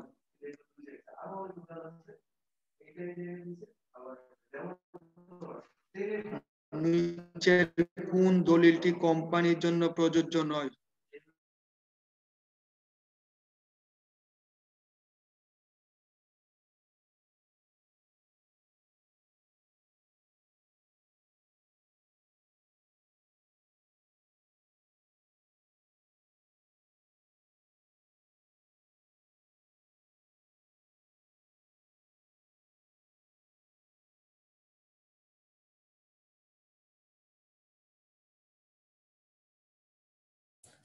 আসসালামু আলাইকুম। স্যারের মনে হয় একটু নেট প্রবলেম হয়েছে, তাই স্যার লিভ নিচ্ছে। আপনারা একটু ওয়েট করুন, স্যার আসতেছে। হ্যাঁ, একটু ওয়েট করুন।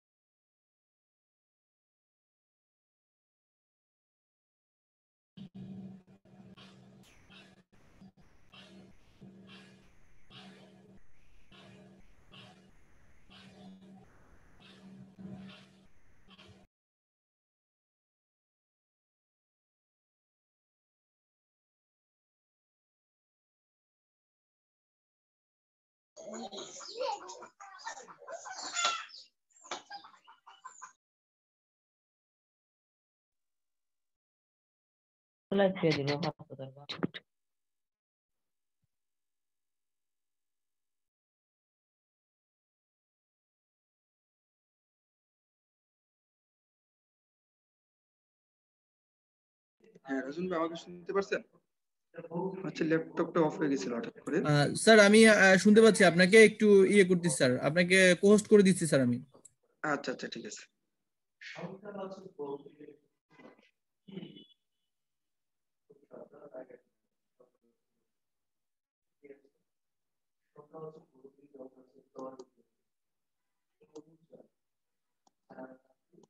জি স্যার, আপনি আবার শুরু করুন স্যার।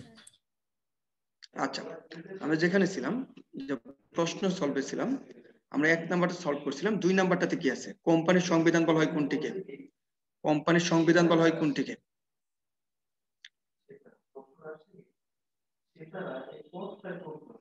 কোম্পানির সংবিধান, হ্যাঁ ক ঠিক আছে, স্মারকলিপি। স্মারকলিপি, সো আমরা জানি স্মারকলিপি। তারপরে কোম্পানির স্মারকলিপির ধারা কয়টি? স্মারকলিপির ধারা কতটি আমি বলে দিয়েছিলাম, আপনারা দেখেছেন কয়টি ধারা হবে স্মারকলিপির ধারা? 3 নাম্বার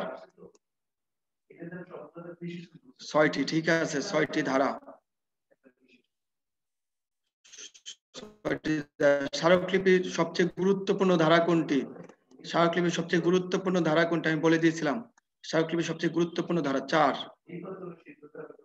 4 নাম্বার কি হবে? স্মারকলিপির সবচেয়ে গুরুত্বপূর্ণ ধারা বি, উদ্দেশ্য ধারা, ঠিক আছে। উদ্দেশ্য দ্বারা বহির্ভূত 6 নাম্বার।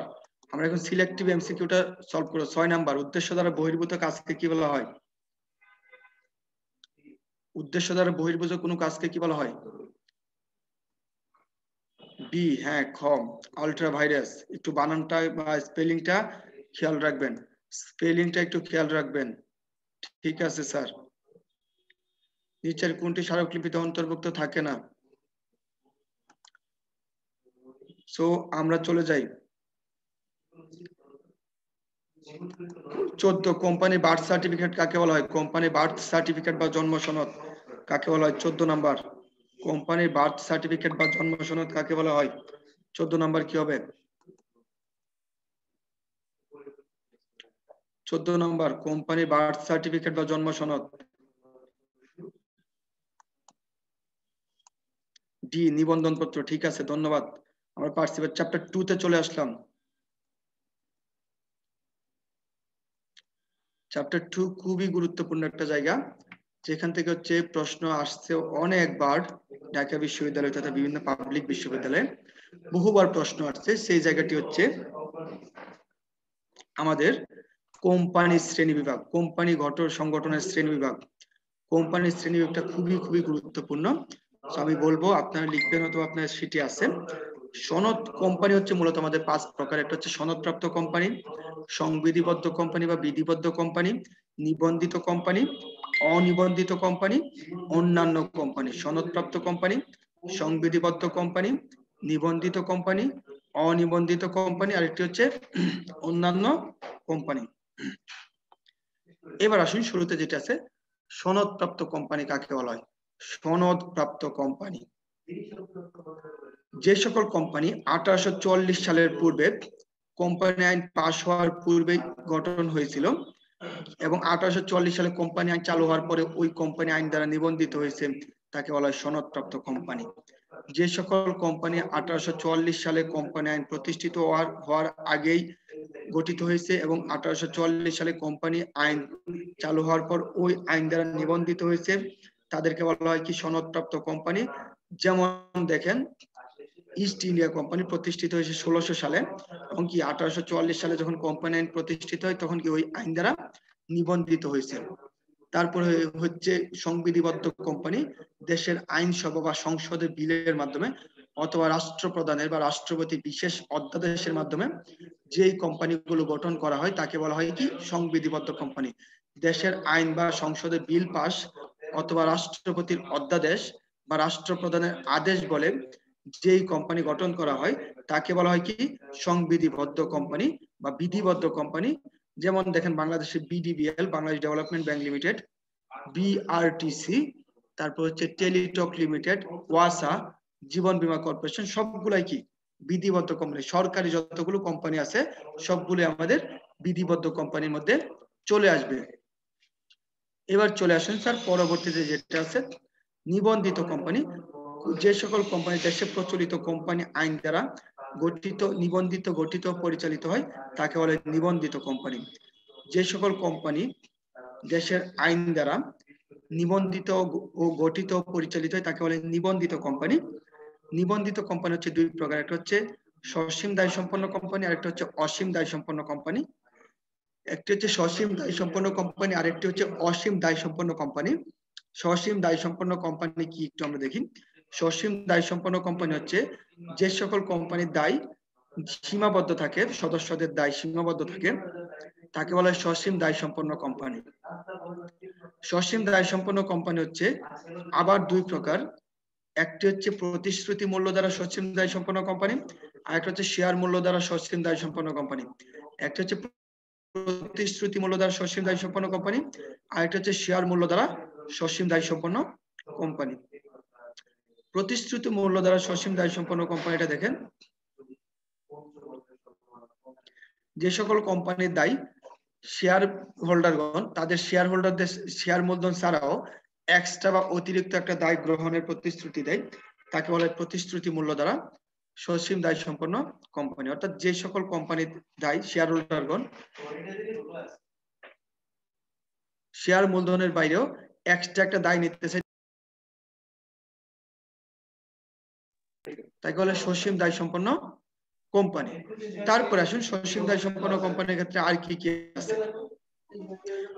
সসীম দায় সম্পন্ন কোম্পানি প্রতিশ্রুতি মূল্যটা বুঝতে পারছি, অর্থাৎ শেয়ার মূলধনের ছাড়াও কি আমি একটা প্রতিশ্রুতি দিব কোম্পানির যদি ক্ষতি হয় ক্ষতিপূরণের 10% আমি বহন করব অতিরিক্ত ভাবে, সেটা হবে কি আমার প্রতিশ্রুতি মূল্য দ্বারা সসীম দায় সম্পন্ন কোম্পানি। তারপর আসেন দুই নাম্বার যেটা আছে শেয়ার মূল্য দ্বারা সসীম দায় সম্পন্ন কোম্পানি। এক্ষেত্রে শেয়ার হোল্ডারদের দায় যত টাকা শেয়ার ক্রয় করছে ঠিক তত টাকা পর্যন্ত কি সীমাবদ্ধ থাকবে, তাকে বলে শেয়ার মূল্য দ্বারা সসীম দায় সম্পন্ন কোম্পানি।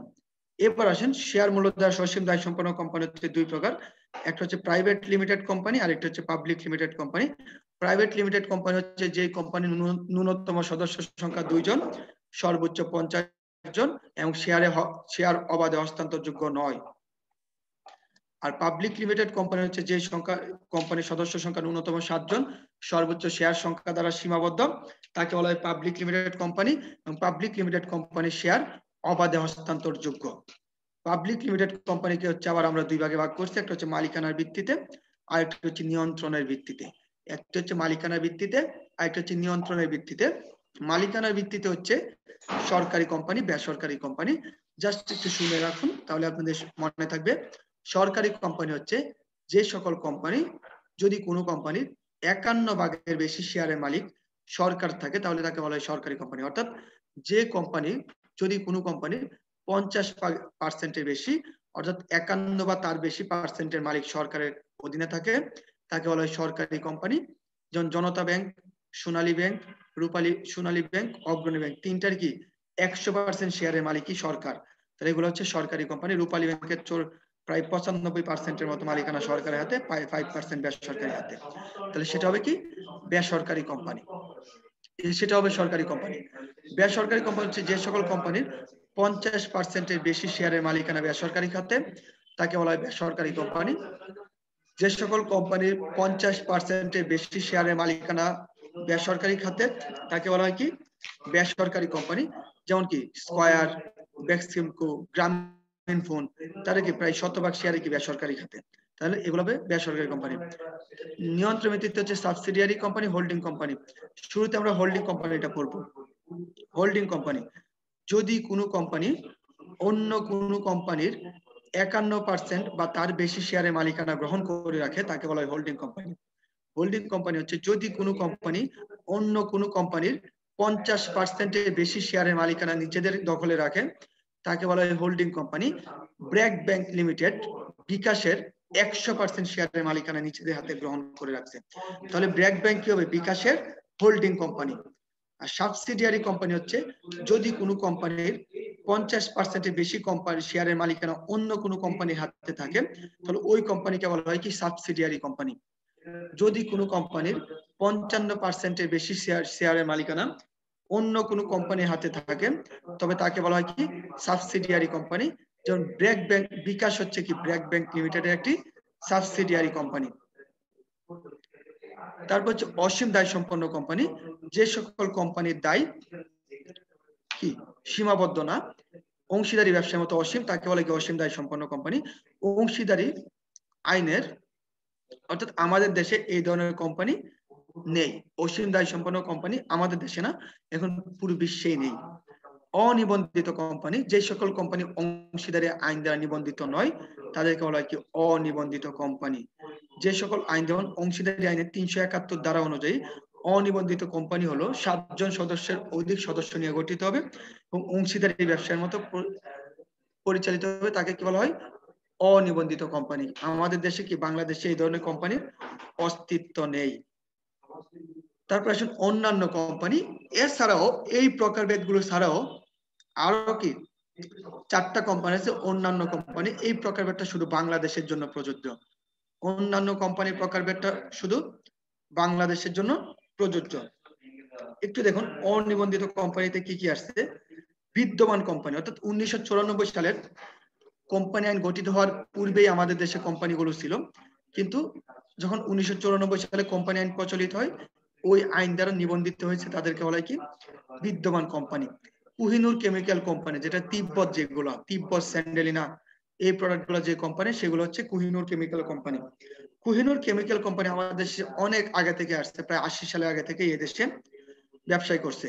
তার মানে কি ওই কোম্পানিটা যখন 1994 সালে কোম্পানি আইন যখন প্রযোজ্য হয় তখন কি এই আইন দ্বারা নিবন্ধিত হয়েছে, তাহলে তাকে কি বলা হবে বিদ্যমান কোম্পানি। হচ্ছে বিদেশি কোম্পানি। বাংলাদেশে বিদ্যমান কোম্পানি আইনের 378 ধারা অনুযায়ী দেশের বাইরের কোনো কোম্পানি ওই কোম্পানিটা ওই দেশের আইন দ্বারা নিবন্ধিত হওয়া সত্ত্বেও আমাদের দেশে যখন ব্যবসায় করতে আসে তখন যখন আমাদের বাংলাদেশে কোম্পানি আইন দ্বারা আবার নিবন্ধিত হয় তাকে বলা হয় কি বিদেশি কোম্পানি। যদি কোনো কোম্পানি অন্য কোনো দেশের কোনো কোম্পানি আমাদের দেশে এসে ব্যবসা করতে চায় এবং আমাদের দেশের কোম্পানি আইন দ্বারা পুনরায় নিবন্ধিত হয় তাকে বলা হয় কি বিদেশি কোম্পানি। বিদেশি কোম্পানি কি কি আছে একটু দেখেন। আমেরিকান ইন্স্যুরেন্স লাইফ বা ম্যাট লাইফ এলিকো যেটা আছে, ম্যাট লাইফ এলিকো, ম্যাট লাইফ এলিকো হচ্ছে একটা বিদেশি কোম্পানি, আবার আমাদের দেশে যখন ব্যবসা করছে আমাদের দেশের আইন দ্বারা নিবন্ধিত হয়েছে। এটা হচ্ছে স্ট্যান্ডার্ড চার্টার্ড ব্যাংক লিমিটেড, সেটা কি আমেরিকান একটা কোম্পানি, কিন্তু আমাদের দেশে আবার ব্যবসা করার স্বার্থে আমাদের দেশের কোম্পানি আইন দ্বারা নিবন্ধিত হয়েছে, তাদেরকে বলা হয় বিদেশি কোম্পানি। হচ্ছে অব্যবসায়ী বা লাভবিহীন কোম্পানি, যে সব কোম্পানির যে সকল প্রাইভেট লিমিটেড বা পাবলিক লিমিটেড কোম্পানি এগুলোর ক্ষেত্রে কি লিমিটেড কোনো কিছু আমরা ইউজ করি না। এই কোম্পানিগুলো কি হয়, তারা হচ্ছে তাদের উদ্দেশ্য মূলধন সংগ্রহ না, মুনাফা অর্জন তাদের উদ্দেশ্য না, তাদের উদ্দেশ্য কি জনকল্যাণ। ওই উদ্দেশ্যে যখন কোনো কোম্পানি গঠিত হয় তাদেরকে বলা হয় অব্যবসায়ী কোম্পানি। যেমন আঞ্জুমানে মফিদুল ইসলাম, আদ-দ্বীন ফাউন্ডেশন, এগুলো কি অব্যবসায়ী কোম্পানি। তারপর আসেন বিদেশি বিশেষ কোম্পানি। যে সকল কোম্পানি 1994 সালে কোম্পানি আইন ছাড়াও আরো বিশেষ কোনো আইন দ্বারা গঠিত ও পরিচালিত হয় তাদেরকে বলা হয় কি বিশেষ কোম্পানি। অর্থাৎ যে সকল কোম্পানি কোম্পানি আইন ছাড়াও অন্য কোনো বিশেষ আইন দ্বারা পরিচালিত হয় তাকে বলা হয় বিশেষ কোম্পানি। যেমন বাংলাদেশের সকল ব্যাংক সমূহ 1991 সালে ব্যাংকিং কোম্পানি আইন এবং 2008 সালে সংশোধিত এবং 1994 সালে কোম্পানি আইন দ্বারা পরিচালিত হয়, তাদেরকে কি বলা হয় ব্যাংকিং, তাদেরকে বলা হয় বিশেষ কোম্পানি। তারপরে চলে আসুন যে বীমা প্রতিষ্ঠান, সকল ধরনের বীমাগুলো কি বাংলাদেশের বিশেষ কোম্পানি, কারণ 2010 সালের বীমা আইন এবং 1994 সালে কোম্পানি আইন দুইটা যৌথ সমন্বয়ে পরিচালিত হয়। পরিবহন সমূহ 1995 সালে পরিবহন আইন এবং 1994 সালে কোম্পানি আইন দ্বারা পরিচালিত হয়, তাহলে এগুলো হবে কি বিশেষ কোম্পানি। কোম্পানির প্রকারভেদটা কি বুঝতে পারছেন সবাই? কোম্পানি সংগঠনের শ্রেণীবিভাগটা কি সবাই বুঝতে পারছি স্যার? জি স্যার বুঝতে পারছি। আচ্ছা স্যার, বুঝতে পারলে ধন্যবাদ।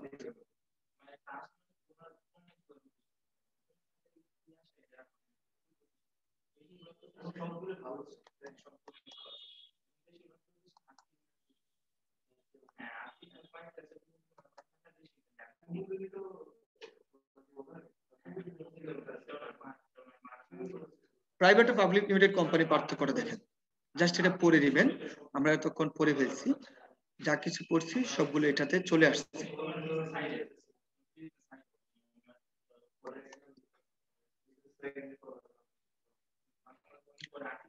সম্ভাব্য বহু নির্বাচনী, এটা আমরা জানি 1 নাম্বারটা, প্রাইভেট লিমিটেড কোম্পানি ও পাবলিক লিমিটেড কোম্পানির ন্যূনতম সদস্য সংখ্যা যথাক্রমে কত? 1 নাম্বার, 1 নাম্বার স্যার।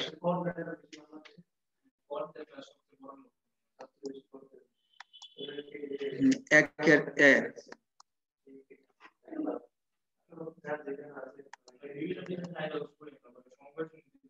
ঠিক আছে, 2 হয়ে গেছে। নিচের কোনটি সনদপ্রাপ্ত কোম্পানি? 3 নাম্বার একটু লিখেন, সনদপ্রাপ্ত কোম্পানির নাম, কয়েকটা সনদপ্রাপ্ত কোম্পানির নাম। East India Company, Hudson Bay, মস্কোবা। কয়েকটি সনদপ্রাপ্ত কোম্পানির নাম লিখেন। East India Company, Hudson Bay, Muscovy. East India Company, Hudson Bay, তারপর হচ্ছে Muscovy, Chartered Bank of India ইত্যাদি। লিখতে পারছেন? তাহলে 3 এর অ্যান্সারটা কি হবে? স্যার আবার একটু বলেন। সনদপ্রাপ্ত কোম্পানিগুলো লিখেন কয়েকটা। Hudson Bay, Muscovy, East India Company, Chartered Bank of India, the Bank of England বা চার্টার্ড ব্যাংক অফ ইংল্যান্ড ইত্যাদি।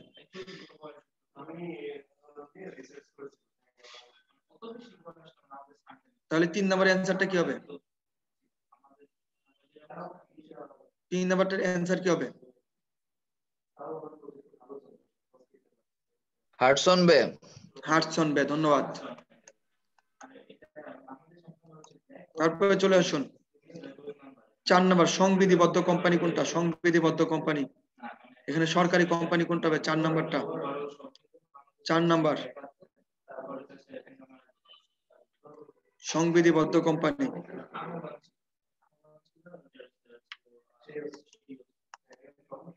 হ্যাঁ, বাংলাদেশ ব্যাংক, ঠিক আছে।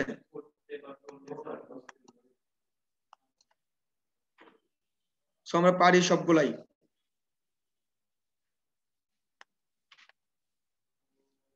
আমরা পারবো ইনশাআল্লাহ। আমরা পরবর্তী টপিকে চলে যাচ্ছি।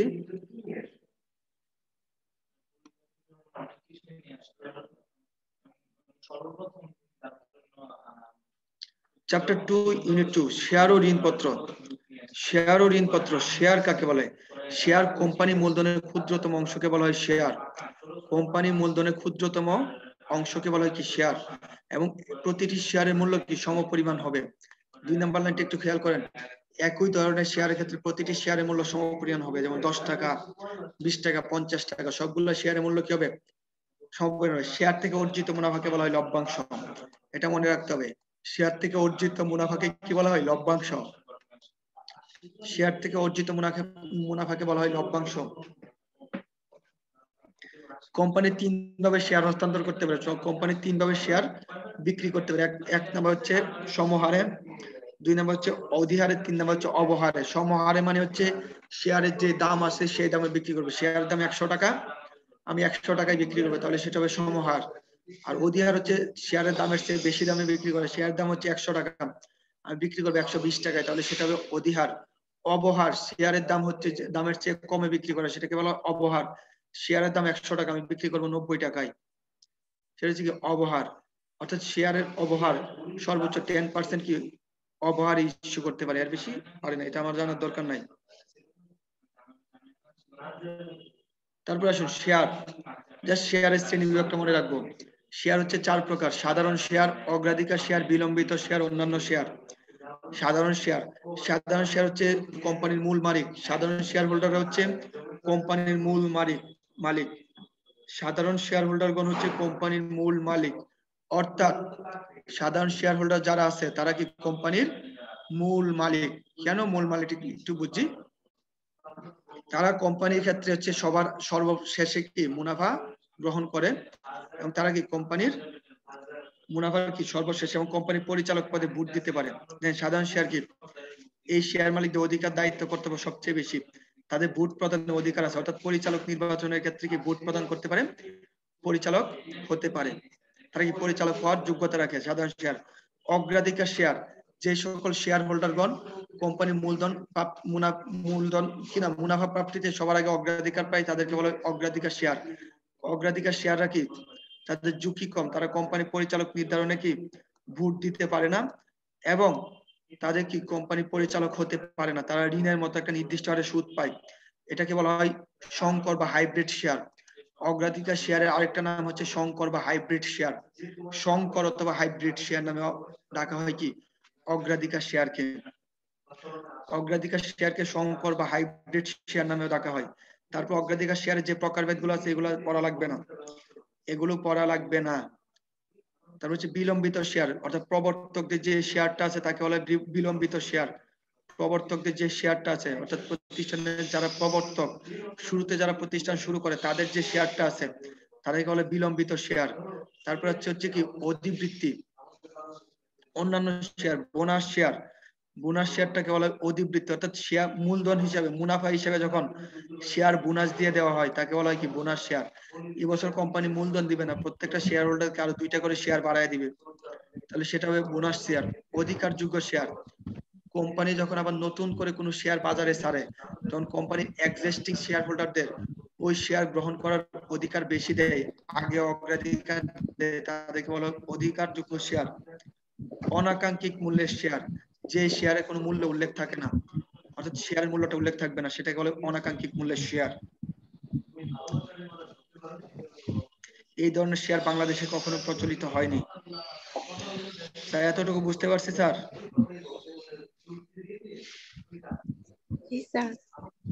আচ্ছা,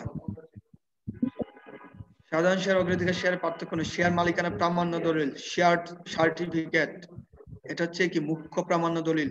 শেয়ার সার্টিফিকেট হচ্ছে মুখ্য প্রামাণ্য দলিল, এটা মাস্ট মনে রাখতে হবে।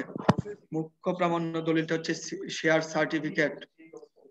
তারপর চলে আসেন শেয়ার ওয়ারেন্ট, অর্থাৎ শেয়ারের পূর্ণ মূল্য পরিশোধ করলে যেই সার্টিফিকেটটা প্রদান করে তাকে বলে শেয়ার ওয়ারেন্ট।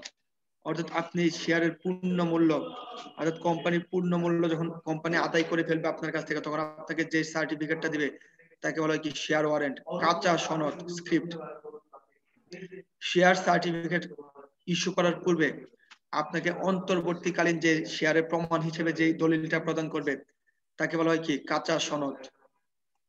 তারপর হচ্ছে ক্ষতিপূরণ পত্র, শেয়ার সার্টিফিকেট হারানো গেলে আপনি আবার নতুন সার্টিফিকেট নিতে গেলে আপনাকে যেই পত্রটা দিবে সেটাকে বলে ক্ষতিপূরণ পত্র। লভ্যাংশ পরিমাণ, ডিভিডেন্ড ওয়ারেন্ট, আপনার লভ্যাংশ ঘোষণার পর ব্যাংক থেকে সংগ্রহ করার জন্য শেয়ার মালিককে যেটা প্রদান করা হয় সেটাকে বলা হয় ডিভিডেন্ড। অর্থাৎ আপনাকে 20 লক্ষ টাকা লভ্যাংশ ঘোষণা করছে, ওই লভ্যাংশটা উত্তোলনের জন্য আপনি যেটা ইউজ করবেন সেটাকে বলা হয় কি ডিভিডেন্ড ওয়ারেন্ট বা লভ্যাংশ পরোয়ানা।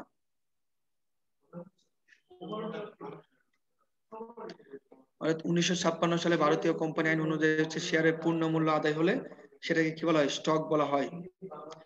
ঋণপত্র, পাবলিক লিমিটেড কোম্পানি যে ঋণ স্বীকৃতি ইস্যু করে তাকে কি বলা হয় ঋণপত্র বলে। ঋণপত্র কে ইস্যু করতে পারে? Public limited company. Private limited company কখনো ঋণপত্র ইস্যু করতে পারে না। ঋণপত্রের শ্রেণী বিভাগ দরকার নেই, ঋণপত্রের শ্রেণী বিভাগ থেকে প্রশ্ন আসে না। বন্ড, ঝুঁকিমুক্ত ঋণপত্রের একককে কি বলা হয়? বন্ড বলা হয়। ঝুঁকিমুক্ত ঋণপত্রের একককে বলা হয় বন্ড। বন্ড হচ্ছে দীর্ঘমেয়াদী অর্থ সংস্থানের উৎস। বন্ডের প্রকারভেদ থেকে প্রশ্ন আসে না, এটা হচ্ছে ফিনান্সে প্রশ্ন আসবে, ম্যানেজমেন্টে বন্ডের প্রকারভেদ থেকে প্রশ্ন আসবে না। এবার এমসিকিউতে চলে আসেন, কোম্পানির মূলধনের ক্ষুদ্রতম অংশকে কি বলে? কোম্পানির মূলধনের ক্ষুদ্রতম অংশকে কি বলা হয়? শেয়ার। শেয়ার। তা হচ্ছে জনসাধারণের কাছ থেকে, জনসাধারণের কাছ থেকে ঋণ গ্রহণের উদ্দেশ্যে কোম্পানি কর্তৃক ইস্যুকৃত দলিলকে কি বলে? বিবরণপত্র। ঋণ গ্রহণের উদ্দেশ্যে, ঋণ শেয়ার গ্রহণের একটা বিবরণপত্র, ঋণ গ্রহণের উদ্দেশ্যে কি হবে? ঋণপত্র। ঋণপত্র। ধন্যবাদ। শেয়ার মালিকের আয়কে কি বলা হয়? লভ্যাংশ। আচ্ছা স্যার, প্রবর্তকদের শেয়ারকে কি বলে? প্রবর্তকদের শেয়ারকে 5 নাম্বার অগ্রাধিকার বিলম্বিত শেয়ার। বিলম্বিত শেয়ার। ধন্যবাদ। তাহলে আমরা চলে যাই পরবর্তী টপিকে। এমসিকিউ আমরা পারি। পরিচালক,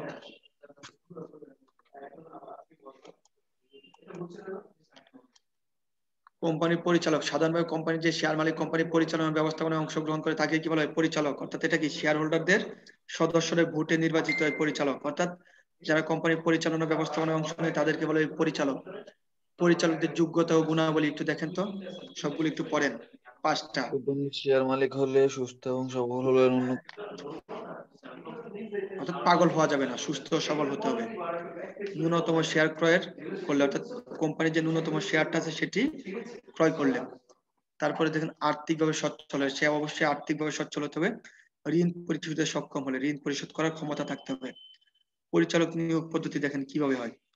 প্রবর্তকদের দ্বারা, যারা কোম্পানি গঠন করে শুরুতে তারা পরিচালক নিয়োগ করতে পারে। শেয়ার মালিকগণ কর্তৃক, তারা ভোটের মাধ্যমে করবে।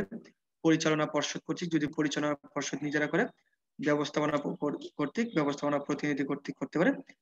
সরকার কর্তৃক, সরকারও ইচ্ছে করলে করতে পারে। সেটা 3 ভাগের 1 ভাগ হতে হবে। অর্থাৎ মোট পরিচালকের 3 ভাগের 1 ভাগ সরকার নিয়োগ করতে পারবে। হচ্ছে সরকার কর্তৃক 3 ভাগের 1 ভাগ সরকার নিয়োগ করতে পারবে।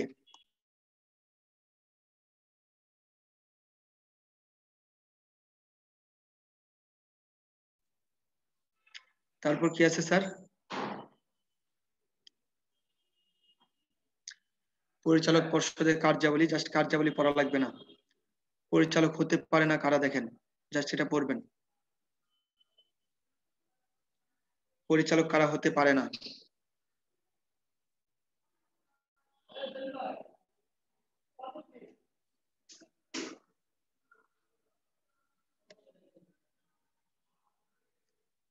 কোম্পানির পরিচালক হতে পারে না।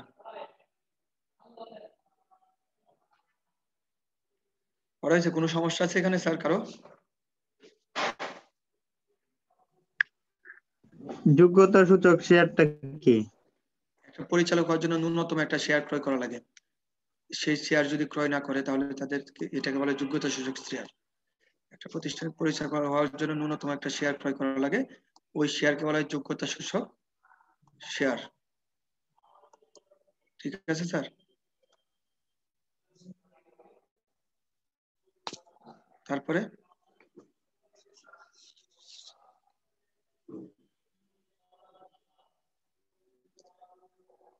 পরিচালকের অপসারণ, এটা একটু পড়তে হবে।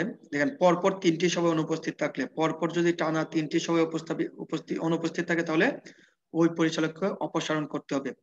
অবৈধ উপায়ে ঋণ গ্রহণ করলে, অর্থাৎ ঋণ গ্রহণের উপায়টা যদি অবৈধ হয় তাহলে কি তাকে ওখান থেকে বহিষ্কার করতে হবে। তলবকৃত টাকা 6 মাসের মধ্যে পরিশোধ না করলে, অর্থাৎ পরিচালকের কাছ থেকে যে যোগ্যতা সূচক শেয়ার ক্রয়ের যে টাকাটা আছে সেটা যদি 6 মাসের মধ্যে পরিশোধ না করে, তারপরে মাঝখানে আর কিছু পড়তে হবে না।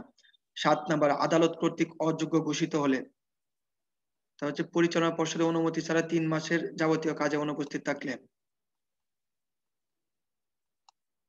তারপরে আসেন 2 মাসের মধ্যে যোগ্যতা সূচক শেয়ার ক্রয় না করলে, এরপরে গোপন রেখে অন্য কোনো ফার্মের বা কোম্পানির পরিচালক হলে।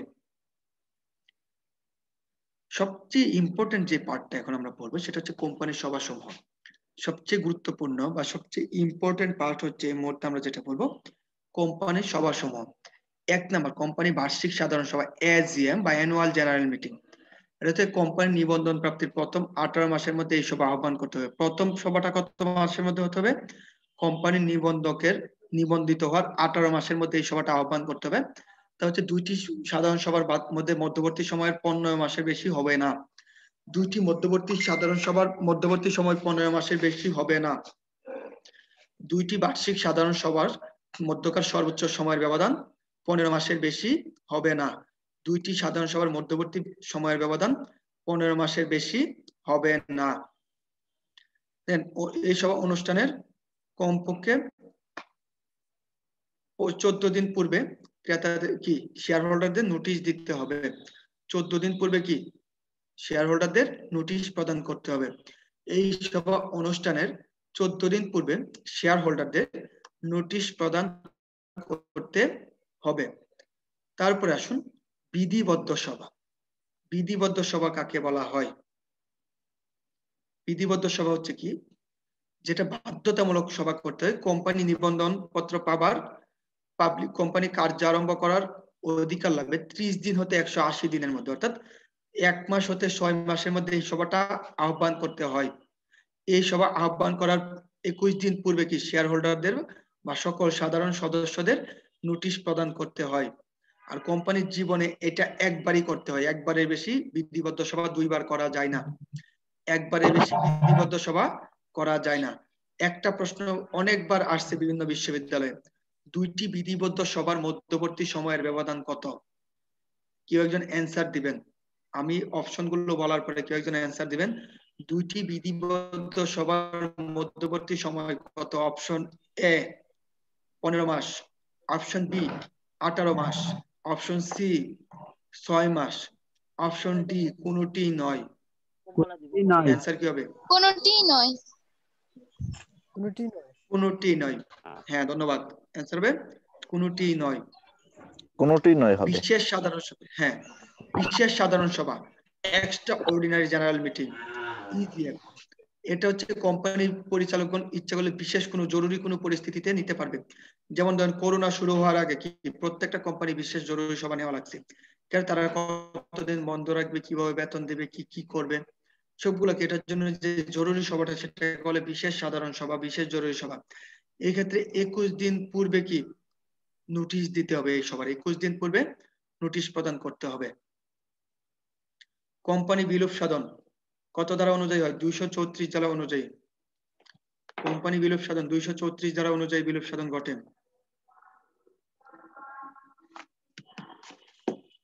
কোম্পানি বিলোপ সাধন ঘটে 234 ধারা অনুযায়ী।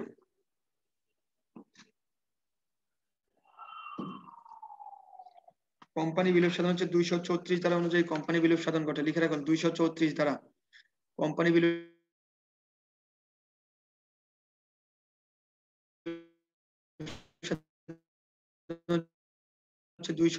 আদালত কর্তৃক বাধ্যতা মানে সাপেক্ষে বিলোপ সাধন। একটা হচ্ছে আদালত কর্তৃক বাধ্যতামূলক, আর একটা স্বেচ্ছাকৃত, আর একটা হচ্ছে আদালতের তত্ত্বাবধানে বিলোপ সাধন।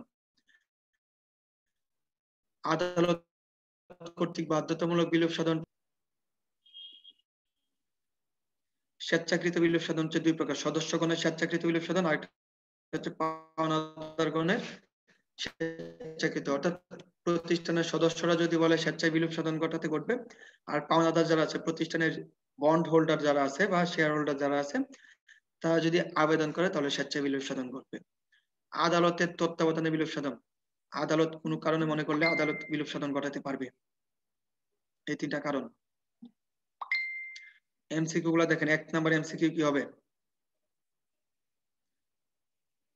কোম্পানি জীবনের সবচেয়ে গুরুত্বপূর্ণ সভা কোনটি?